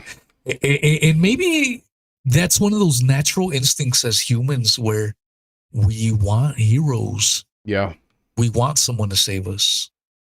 And so when these heroes and saviors are propped up, oh shit, here's Joe Rogan. He's going against the grain. Here's Dr. Peter McCullough. Here's Dr. Robert Malone. Yeah. We want to gravitate to them because we don't want to feel like we're alone and we're battling this fucking beast all by ourselves. You know what I'm saying? So I completely understand it, bro. I'm not going to hate on someone that maybe there's someone listening right now to us and be like, you guys are fucking wrong. Del Bigtree is fucking cool. He's on my side. You guys are fucking wrong. RFK Jr. is going to save us. I'm not going to get mad at you for that. I mean, the propaganda is a bitch. Yeah. And it's hard to step out of that. So eventually, I hope you find your way out. But that's just what it is, man. Let's go to our final subject, bro. All right. The Pentagon building. Yeah. The motherfucking Pentagon building of 9/11. The Pentagon building, we were told the plane was being flown by, let's see, I got to pull them up right here. Mr. Hani Hanjour. All right, let's read a little bit from Wikipedia about this alleged hijacker that did some crazy acrobatic features, or stunts on fucking 9/11. Yeah. So crazy that even Captain Dan Hanley, a pilot of 35 years, said, I don't know how the fuck he did that. I couldn't even fucking do that. Right. And this is an amateur pilot. Hani Salih Hassan Hanjour was allegedly born in August of 1972 and allegedly died on September 11, 2001. He was a Saudi terrorist and a member of Al Qaeda who was the hijacker pilot of American Airlines Flight 77, crashing the plane into the Pentagon as part of the September 11 attacks in 2001. Hanjour first went to the United States in 1991, enrolling at the University of Arizona, where he studied English for a few months before returning to Saudi Arabia early in the next year. He returned to the United States in 1996, studying English in California before he began taking flying lessons in Florida and then Arizona. He received his commercial pilot certificate in 1999 and went back to his native Saudi Arabia to find a job as a commercial pilot. Hanjour applied to Civil Aviation School in Jeddah, but was turned down. Hanjour left his family late in 1999, telling them that he would be traveling to the United Arab Emirates to find work. According to Khalid Sheikh Mohammed, Osama bin Laden, or Mohammed Atef, identified Hanjour at an Afghanistan training camp as a trained pilot and selected him to participate in the September 11 attacks.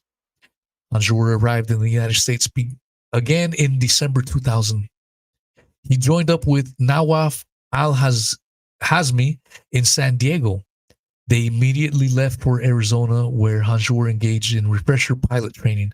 In April 2001, they relocated to Falls Church, Virginia, and then Patterson, New Jersey in late May, where Hanjour took additional flight training. Hanjour returned to the Washington, D.C. metropolitan on the 2nd of September 2001, checking in at a motel in Laurel, Maryland. On the 11th of September, Hanjour boarded American Airlines Flight 77, took control of the aircraft after his team of hijackers helped subdue the pilots, passengers, and crew, and flew the plane into the Pentagon as part of the 11th September attacks. The crash killed all 64 passengers on board the aircraft and 125 people in the Pentagon. While in Florida and Arizona, Hanjour befriended and trained with Rayed Mohammed Abdullah Ali, a fellow Saudi Arabian who immigrated to Manawatu, whatever the fuck, in 2006 to train as a pilot. He was deported from his Palmerston North home after his links to Hanjour were exposed. So that's the Wikipedia information. Before I forget, one of the things I wanted to bring up was if you've caught on, if you've noticed as we've gone through this September 11 episode, pretty much most of these alleged hijackers were from Saudi Arabia. Yeah. So if you are a fucking normie, let's say you think we're full of shit with planes hitting the Pentagon, you think we're full of shit, everything fucking else, and you're still the normie, you're still having a hard time dissecting any of this shit. Maybe, and you probably stopped listening long ago, but in the event you are still listening, explain that to me. Why in the fuck did we go to war in Iraq, in Afghanistan, when all these motherfuckers was from Saudi Arabia? Explain that to me. Well, you see, the president at the time had a dad who was really close with a lot of people in Saudi Arabia and their oil princes, and that would have been devastating for his portfolio. Yeah, man. Yeah, it's one of those things where it's, you know, that referring back to that like kitty history video that we watched earlier, it's like, you know, you had a guy who was in the CIA who helped oversee the assassination of JFK, ends up, you know, becoming, you know, the director. Was it the FBI or the CIA? I can't remember. I can't remember. It's FBI, either. I think. Yeah. And from there becomes president, tries to go to Iraq. And then, lo and behold, the year his son takes office, we have justification to go into Iraq.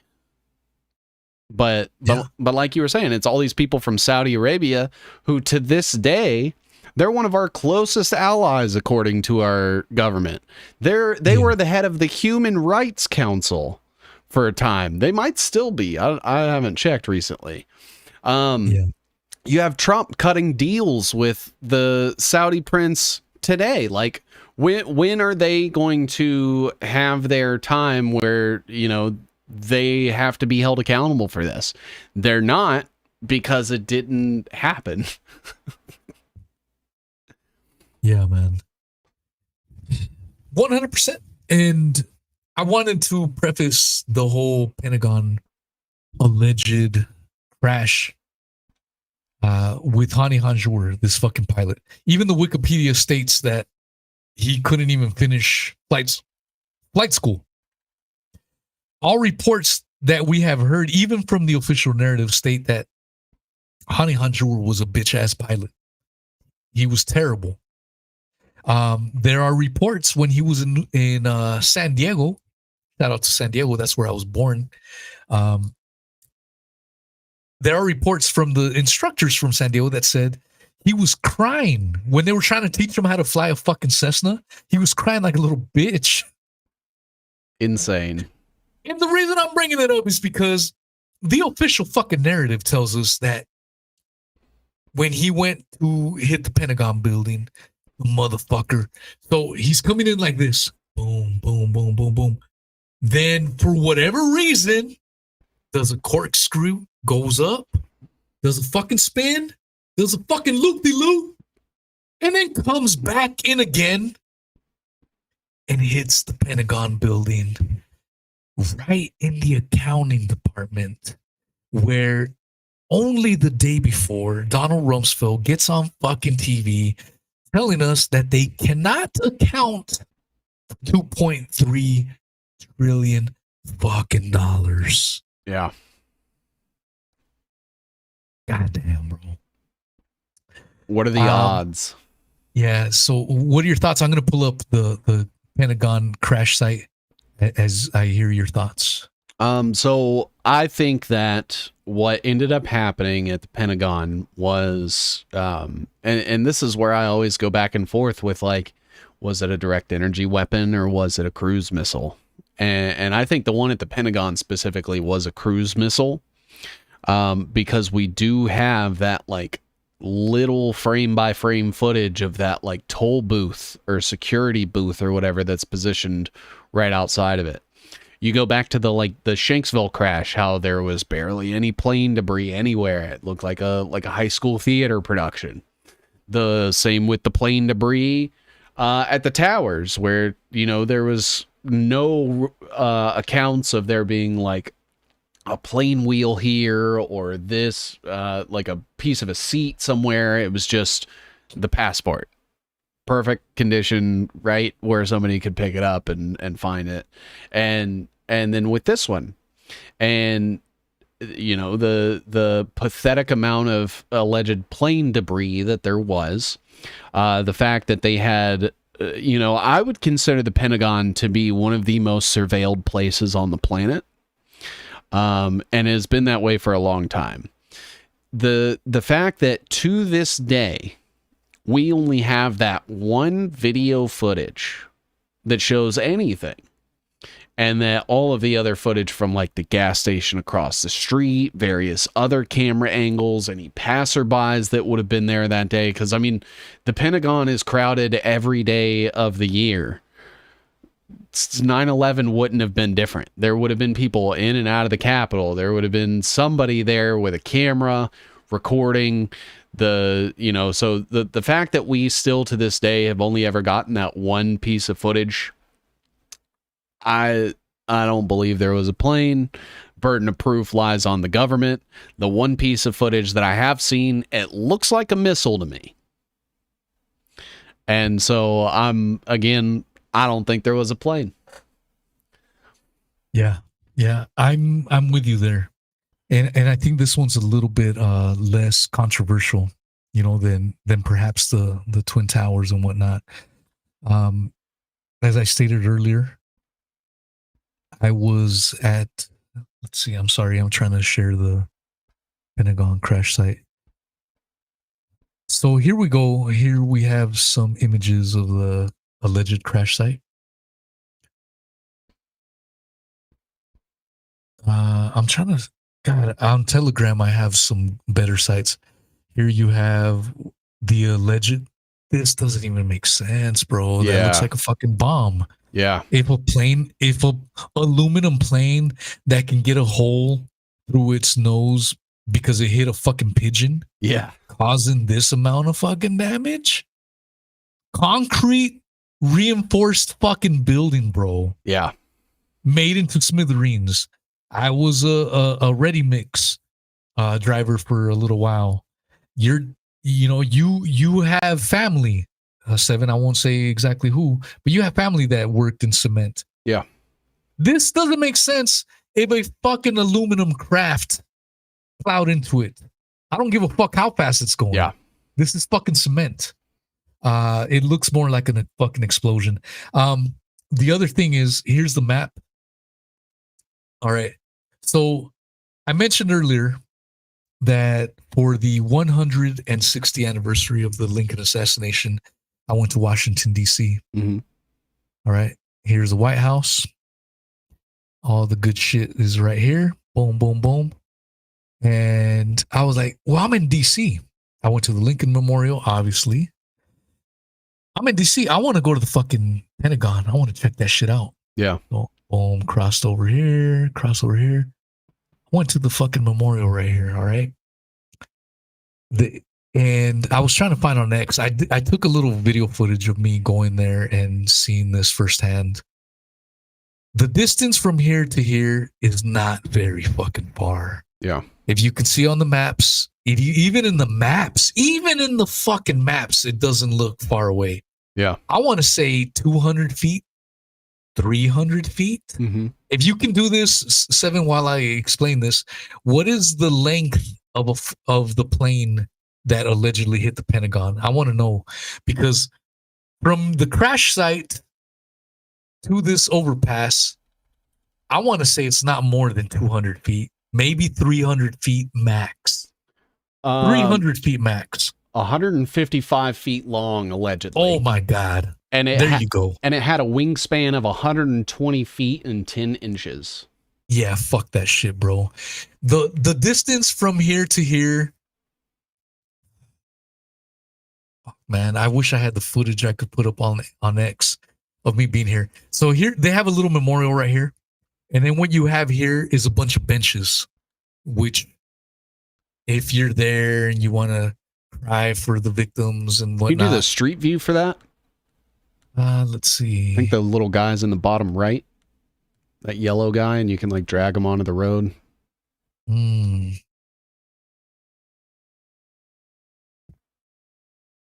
has to be anywhere that's blue. So like if you want to put it on that road that goes right by the memorial. Right here? Yeah. And then you should be able to 360. Yeah, there you go. There we go. There we go. All right. Perfect. Okay, let's go make our way over here. Dilly dally. Nah, bitch. I want to go inside, motherfuckers. Yeah, it won't let you. It'll only go where roads are. The point is, you see these little overpasses and shit right here? Mm-hmm. There's the crash site is like right here. Yeah. Okay. The flight path came from right here.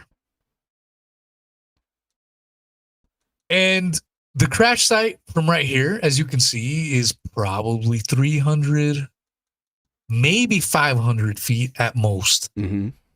You just stated that the length of the plane was 155 feet. Yeah. I'm not an engineer. I'm just a fucking garbage man. But help me understand how an object 155 feet long can overcome this fucking overpass right here, completely miss it, and then right before it hits right here is the 100 is only, so the plane is 150 feet, so it's already right here, and it hit perfectly right here. Do we know? There's no fucking way, Mo. Bro, look at it. Look at this site. Let me see if I can zoom in here. Give me the fucking grass, you fuckers. That's what I want to see. That's why you guys don't want to show it to me, huh? Yo. Let's see the grass. Now the grass was untouched. The grass was fucking untouched. And I'm supposed to buy this fucking shit, man. I was gonna say, did they even damage the fence? No. So, having been someone that actually set foot at that memorial, and I'm sitting there and I'm contemplating, because for many years now, since I've been doing my podcast, I'm like, no plane hit the Pentagon building. No plane. I've been saying it, but I had never actually walked the site. Mm-hmm. I had never actually been there. And there is something to be said to actually visit the site. Take in the physics. Take in the distances. Yeah. Take in the distance. You see the fucking freeway overpass. You see the fucking building. And now that you told me that this plane was allegedly 150 feet long, beyond any fucking reasonable doubt, there was no fucking plane that hit the Pentagon building. Yeah. There's just no fucking way you can do it, bro. Absolute zero fucking way. I would fight anyone to the fucking death in a debate. That's how confident I am in that. Yeah. There's no fucking absolute way. No one would have done it. And yeah, I when you let's see if we can find the still footages that the official government has given us. But even when you look at the official, they've never even given us the full unedited, unredacted frames. Yeah. They've only given us, what is it, 2 or 3 photo stills? Yeah. Photo stills? That's all they've given us? And as you stated, at the time, in 2001, the Pentagon, you could argue, was the most surveilled property, period. Yeah. And we've only been given a handful of photo stills. It's an absolute crock of shit, man. I do not believe any fucking plane hit the Pentagon building. I'm more inclined to believe it was a Scud missile. Yeah. And as you give me your thoughts, I'm going to see if I can pull up the photo stills. Yeah, I mean, it's one of those things where, you know, we demand the information from the government. They claim to enact all of these tools in order to keep us safe and surveil the populace and be able to deter things like this. And then when it comes time to produce the information that is relevant, they have nothing. So that always makes me question, well, if you aren't surveilling the Pentagon and have like 45 different angles, then what is this mass surveillance really for? And I mean, you and I both know that it's to surveil us. But they want to claim this is exactly what happened. Okay, prove it. Best I can do is 2 pictures, and trust me. And it's like that, especially coming from someone like the government. Yeah. Like you would expect them to have thousands of pages, all these detailed like video, forensic evidence and stuff. And we got fucking nothing. We got nothing except these 2 pictures. Nothing. Yeah. Let's watch Jamie McIntyre. He was one of the journalists that was first on the scene. And in spirit of being open and transparent, he has since said, "Oh man, it sucks to be the center of conspiracy theories. Yeah, a plane definitely hit, blah blah." So he's towing the official narrative. Maybe he doesn't want to get Charlie Kirk. Yeah. If that's the case, can you really blame a motherfucker for that? I really can't, man. But here's what he said the morning of 9/11. Let's have a look.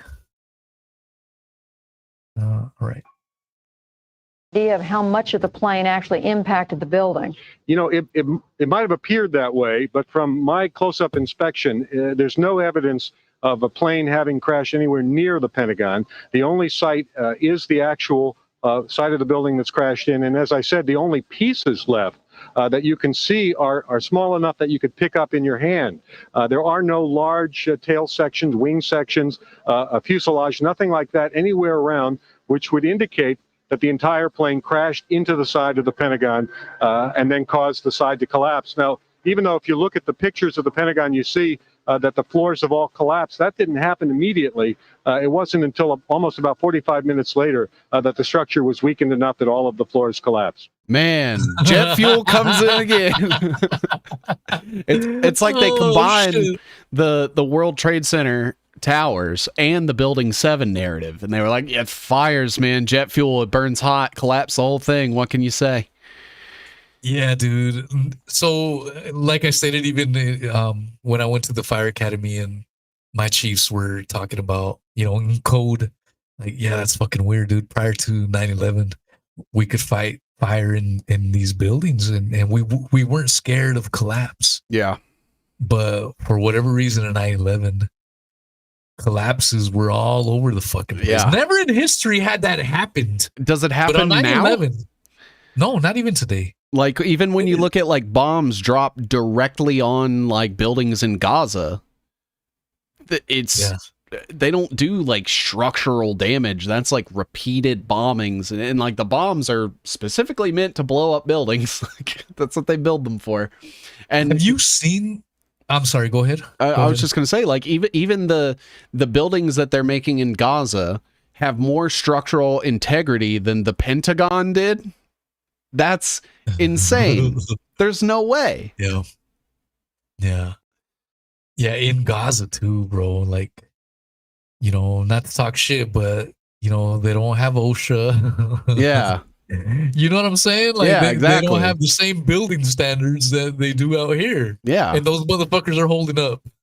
To bombs, like to things that are meant to blow up buildings. You expect me to believe that this plane that jet fuel's the worst you're going to get as far as like the explosion and burn, collapse all these floors of what is supposed to be, I would assume, the most important building of the free world. Like, it's insane. Yeah, dude, check this fucking image right here. This one cracks me up.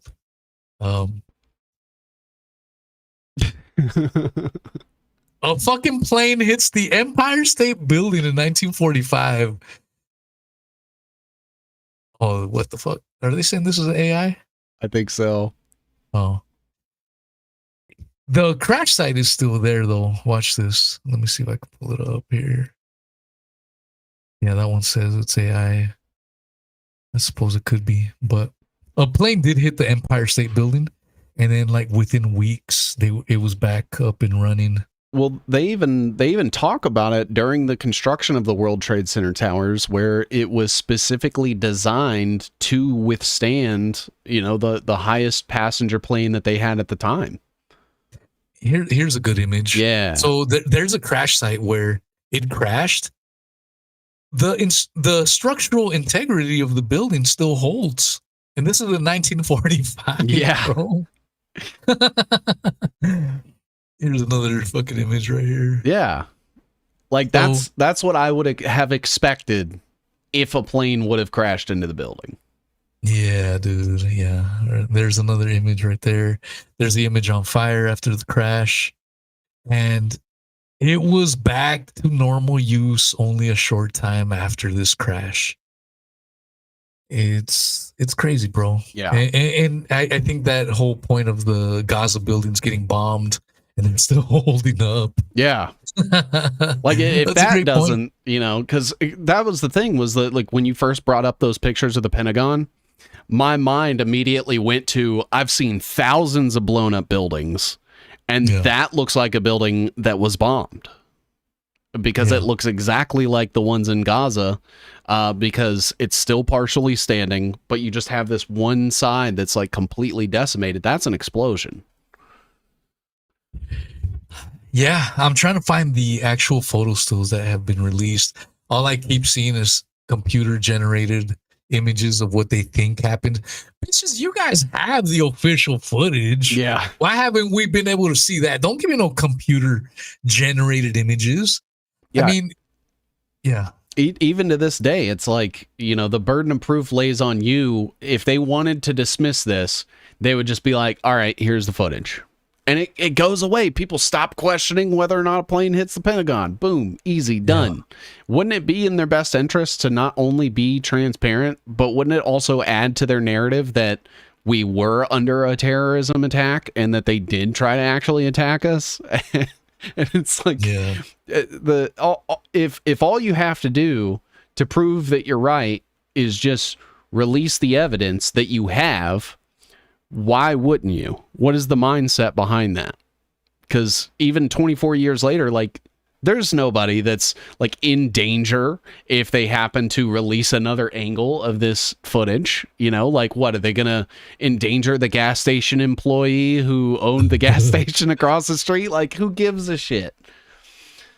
Yeah, but I mean, if we go back a few decades prior to this, they're still not wanting to give us the entire JFK files. Even though people like you and I, we already know all the real good shit was probably destroyed that very fucking day. We're not leaving any fucking footsteps or, anything that will track us back. Yeah. That very fucking day, boom, man, fucking Joe Blow took the hit. Fucking Steve McCullough took another fucking hit. And here's the memo. Let's destroy it. It was done that very day. But the fact that they keep teasing, Biden's going to release them. Oh, shit, Trump is going to release them. It's all bullshit, man. Just to keep you on the edge of your seat. They already know who the fuck did it. There's no fucking secrets. But it's kind of like the Epstein files. Yeah. They know who the fuck was fucking kids. They know that already.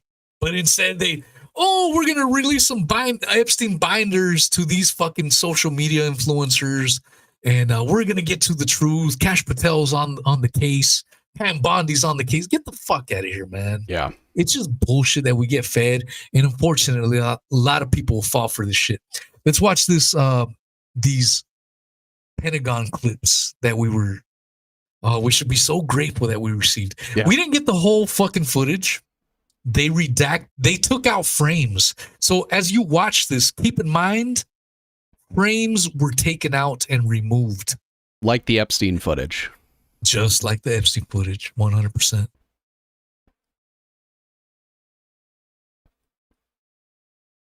Okay, we're watching it. Cop goes through the gate.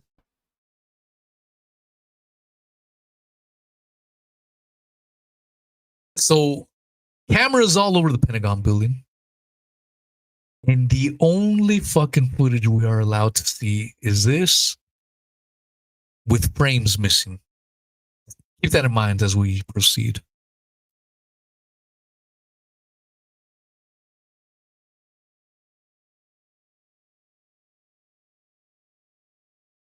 Bam, right there. There it is, right there. Yep. Let me see. How do I speed it up? What was the keyframe that, to slow it up, or go it's frame by frame? It's comma and period. Period goes forward, comma goes back. God damn it. I think it's because you clicked on the settings. Okay, there we go. I turned on. Okay, period and comma. Okay.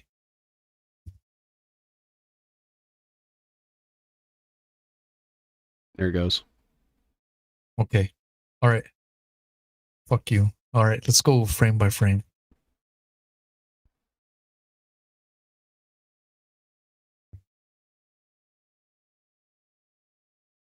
Okay, here we go. All right, let's go frame by frame. Okay, so as you can see up here, there's nothing here. Yeah. All right.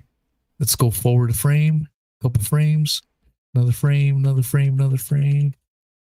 There we go. There we go. That, whatever it is all white. Yeah, or like a gray. All white or gray. I don't see any paint on the side. I don't see any no like orange. logos. Yeah. Do you see any orange? Not at all. I'm bringing this up because remember at the very beginning I said I did a show last year with a character on 9/11, and we started talking about the Pentagon building, and I told him I don't think a fucking plane hit it, and he got pissed, bro. He started telling me a fucking plane hit it, and he showed me a pixelated image. It was all pixels. He's like, you can see the plane clearly right here. I'm like, no, you can't, bro. Yeah. All I see are motherfucking pixels. Yeah. Just because you're getting pissed doesn't mean I'm gonna agree with you, motherfucker. And he's like, you can see the orange and the blue. I'm like, no, bro. I see a white thing. I don't know what it is. I just see a white thing. I do not see blue and orange. So here we go. Nothing there. Boom. One frame later. One frame later. Look at that. One frame later, you see something that looks either white or gray, as you stated. And also, I do not see any blue or orange. Yeah, and that looks way shorter than 155 feet. That great fucking point. Great fucking point. So let's go forward. I'm going a few frames and nothing's changed. Which is weird. Nothing's happening. Nothing's happening. And then it's just an explosion. So that's probably what happened. Those are all the frames that were removed. Yeah. You see what I'm saying? So they kept the same frame. They kept the same frame. You heard? Could you hear my finger hitting the fucking move button? Yeah. Okay. Look, I'm going back. And it's all the same frame. Bam, same frame. Okay. Okay. Here's the frame. Nothing there. Next frame. Boom. There's a plane. I'm gonna forward it and it stays the same. Watch this. Forwarding.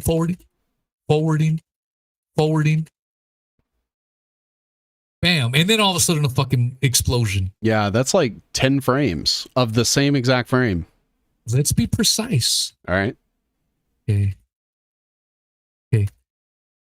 Okay, there's 1, 2, 3, 4, 5, 6, 7, 8, 9, 10, 11, 12, 13, 14, 15, 16, 17, 18, 19, 20, 21, 22, 23, 24, 25, 26, 27, 28, 29, 30, 31, 32, 33. Oh, 33. I was like, dude, it's going to be 33. 33 frames later, we go from that little white dot, gray, white dot, whatever the fuck you want to call it. 33 frames later, a fucking explosion. God damn, I honestly didn't even know it was going to be 33. I didn't either. As soon as you got past like 21, I was like, it's going to be 33. And then you stopped and I was like, no way, dude. 33 That's frames later, ridiculous. bro. That is fucking wild. Insane. So, yeah, man. And there you go. So you go from one little white blip, a little gray blip, whatever the fuck you want to call it, and then a fucking fireball.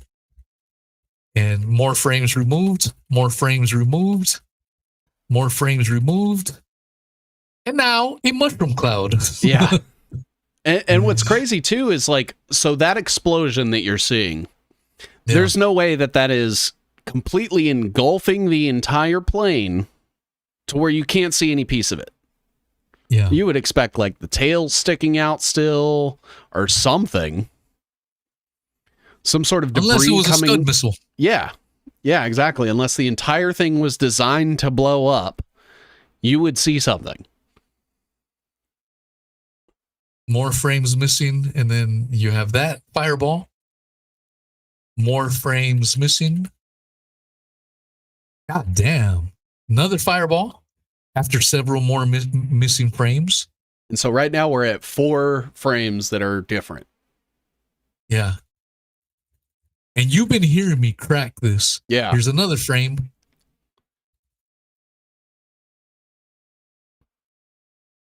Another one. Look at the amount of fuckery they did for this footage to come out. Yeah. Another frame.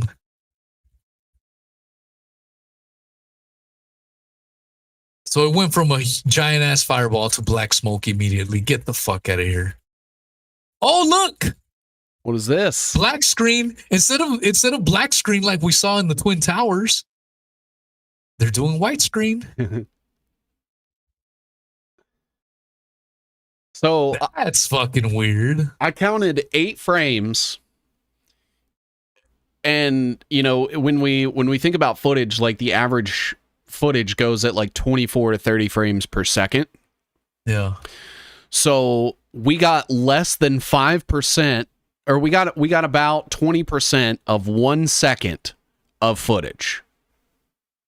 Even 24 years later, the only footage that we have is 20% of 1 second of footage. That's fucking crazy right there. Yeah. If you put it into that context.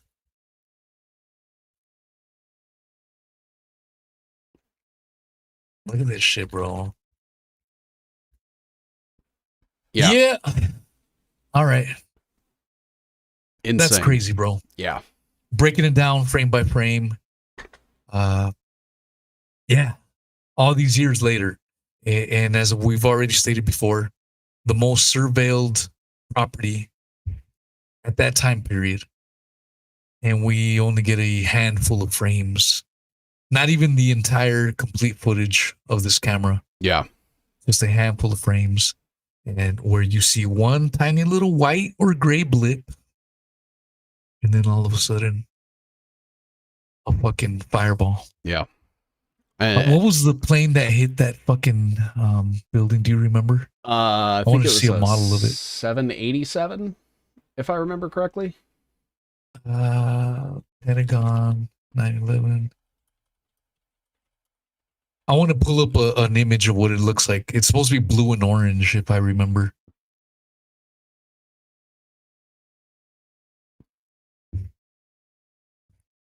It was a Boeing 757.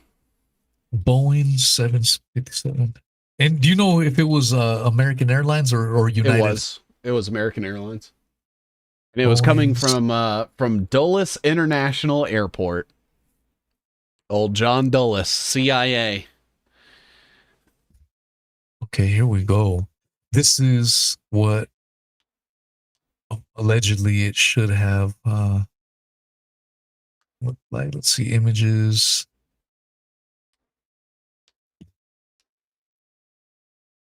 So this guy right here. Right there. There you go. American Airlines Boeing 757. In that little image, I don't see no grave, dude. I just saw white. Yeah. And it looked like a white. There was no tail. We saw no tail. We saw no wings. Yeah. It was just a fucking capsule, which could have easily been a Scud missile. And as you stated, if it's, let's see if they show the dimensions here on Wikipedia. Let's see, dimensions, 150 feet. Let's see, rating.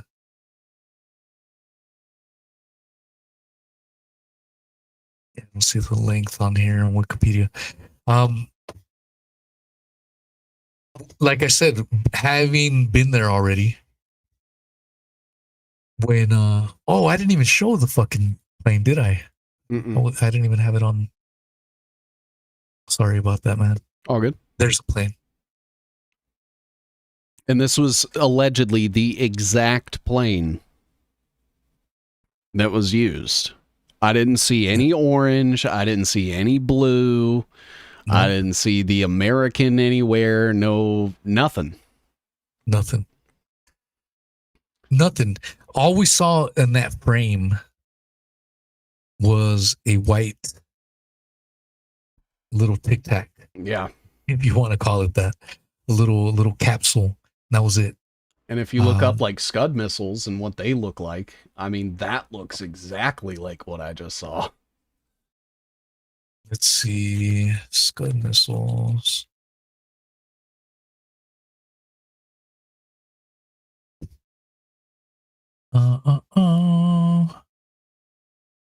So just a solid, straight shaped, single color, that like grayish white. Look at that. Yeah. Put that shit horizontal. That's what we saw. Yeah. Or do you see that one? It's third row, fourth over. Is that the one for War and Peace? Which one? The third row, fourth over. Third row. 1, 2, 3, 4. Okay. Like that to me looks exactly like what was flying across the screen. Where the fuck is that picture?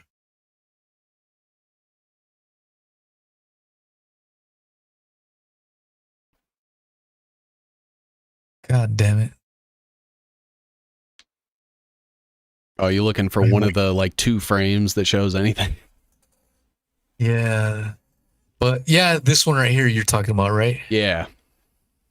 Yeah. If you put that up next to that plane you just showed and said which one of these was in that video to anybody, I feel like they would all say the missile. Look at these scuds right here. Yeah. Security check. Bitch, let me in. They're doing analysis. We cannot have them check. Look at this shit right here. Look at all these scuds. Yeah. Any one of these looks similar to what we just saw in those frames that we were given by the government than any fucking United Airlines or American Airlines 757. Yeah. Hands down. Any one of these. Any one of these motherfuckers. Hell yeah. And so we've covered a lot today. I know we started out with like the hijackers, Osama bin Laden, how like the Bushes were connected to it, Donald Rumsfeld. We looked at the footage for a lot of it, as far as like the digital manipulation goes and things like that. We talked about the physics behind it and the free fall. We talked about World Trade Center 7 and 6 for just a brief second. The implications that came with like the military industrial complex, all of the people that were financially involved. We looked at the Pennsylvania plane. We looked at the Pentagon plane, and every single thing that we've kind of covered today, I think like once you take all of those things into context, at least in my opinion, like understanding that the 9/11 narrative was a complete fabrication is common sense. Yeah. At least to me. And, then you think like our government, still perpetuates the official narrative. Russia still perpetuates the official narrative. China, all these countries that we're supposedly like at war with, that hate us. Like you would think that any of the Islamic groups would come out with like infallible proof, like we did this, we want you to know we did this, and like have the plans and the documentation or something. Like you would think there would be anything that would further solidify the 9/11 narrative outside of the commission report. And trust me, that's all we get. And when you take that into context with like World War I, World War II, the Civil War, the creation of the Federal Reserve, the moon landing, nukes, Vietnam, Iran, Iraq, 9/11, COVID, like all of these things, it's like, how many times do people need to be lied to on such a grandiose level to understand, like, this is the same government that lied about the Civil War.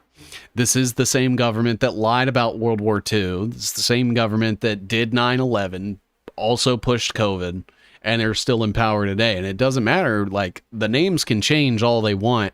The entity stays the same, and they're still responsible for all this shit today. And I think of like the where we're going with like AI and technocracy and crypto and everything like that. I don't think the government's ever going to be an entity you should ever trust, put your faith into, believe anything that they say, or submit to, because they're a corrupt gang of all of these individuals who only care about profiting and control, and they're willing to kill 3,000 people in the middle of downtown New York in broad daylight, in 8 o'clock in the morning, and they don't care. They don't care. They want you dead. They hate you because you weren't born into slavery, and they can't just control you right from birth. And 24 years later, and we're still having to like dig through everything and find the truth for ourselves. And I just hope people can keep that in mind as we move forward. Things like the Charlie Kirk thing that happened yesterday. It's like, even when official narratives do come out, who's to fucking say, man? And that's kind of where I'm at, is like, you don't have to believe me as long as you don't believe the government. I'm okay with that. I'm on the same mindset, man.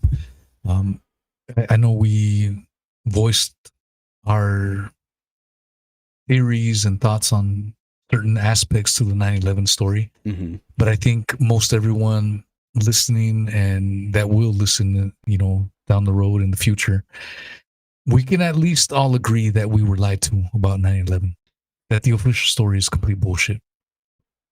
I think it does no good to be arguing, oh my God, you definitely believe this, or you definitely don't believe that. Well, fuck you. I don't want to talk to you. We're no longer friends. Yeah. I think that does a disservice. Yeah. It's all right to agree to disagree, man. There's nothing wrong with that. I think, like I said, just keep in mind, we're on the same page that we did not get the truth on 9/11. Yeah. And like you just stated, if we were lied to about 9/11, what else have we been lied to about? Yeah. We were lied to about Iraq. That's been proven beyond any reasonable doubt now. We've been lied to about the moon landings, but some people still believe it, and whatever. We've been lied to about so many motherfucking things at this point. And the issue is not to further divide ourselves amongst each other. We have to find common ground where it is. It's fun to have these conversations. I do enjoy it. Yeah. I like seeing, oh shit, you don't believe that? You don't believe this? Why not? Okay, that's a good point. I'm open to it. I'm receptive to it. But you have some people that as soon as they hear something that is 100% counter to what they already hold dear to themselves and value, they get angry, they get mad, they dismiss you, they mock you. And I don't think that's the right attitude to take. Yeah. We should be able to have civil discourse, no matter the subject and no matter the views that we may hold. My man, Seven, that was a lot of fun, bro. Oh, yeah. We fucking smashed. Do it again next year. I would love to, bro. It was a hell of a lot better than the one I did last year. We're the homeboys. I mean, this is one of the reasons why I gave that last little bit, is he was trying to admonish me for not holding the same exact views that he held. Yeah. And just because he was getting mad and angry with me, that wasn't going to force me to believe his way. No, fuck you, dude. This is the way I believe until you show me otherwise in a convincing way. Burden of You know proof, what I mean? man. Yeah. Yeah, man, that's all. Don't get mad about that. Just fucking bring forth the evidence, and we're all good. But yeah, man, Saturday, let's does 5 p.m. Eastern work for you on Saturday? Yeah. All right. 5 p.m. we're gonna cover all the madness that happened this week. All right. That should be a lot of fun as well. Tell people where they can find you, my man. So you guys can find me on Twitter. That's where I'm most active. And then I also live stream there, Rumble, YouTube. Working on an article right now with Gen X Girl, and we're basically tackling. I don't write articles much, but I think she's releasing it on Substack. So be on the lookout for that. It is tying Wikipedia, crypto, data centers, AI, Operation Stargate, digital ID, and the ADL together. Yeah, bro. Yeah. Man, it's truly an honor, man. I know we talk a lot and we joke around. We even have dark humor amongst each other. But yeah, I truly value your friendship, man. I love that we can talk about everything, even when we don't fully agree on such a thing. It's not a big fucking deal at all. Yeah. Nothing whatsoever, man. We truly can talk about anything, man. That's when you know it's a good friendship, man. You don't feel like you're tiptoeing. Oh fuck, man, is he gonna think this about me if I say this? Or you know, is he gonna blacklist me? Because no, fuck that, man. It's free range, man, and I love these kind of conversations, man. Absolutely. Thank you so much, my brother. Hey, thank you, man. Happy to do it anytime, and we'll be doing it again on Saturday. For sure. All right, y'all. Hope you guys enjoyed that. Much love, hugs, and kisses to all. All right.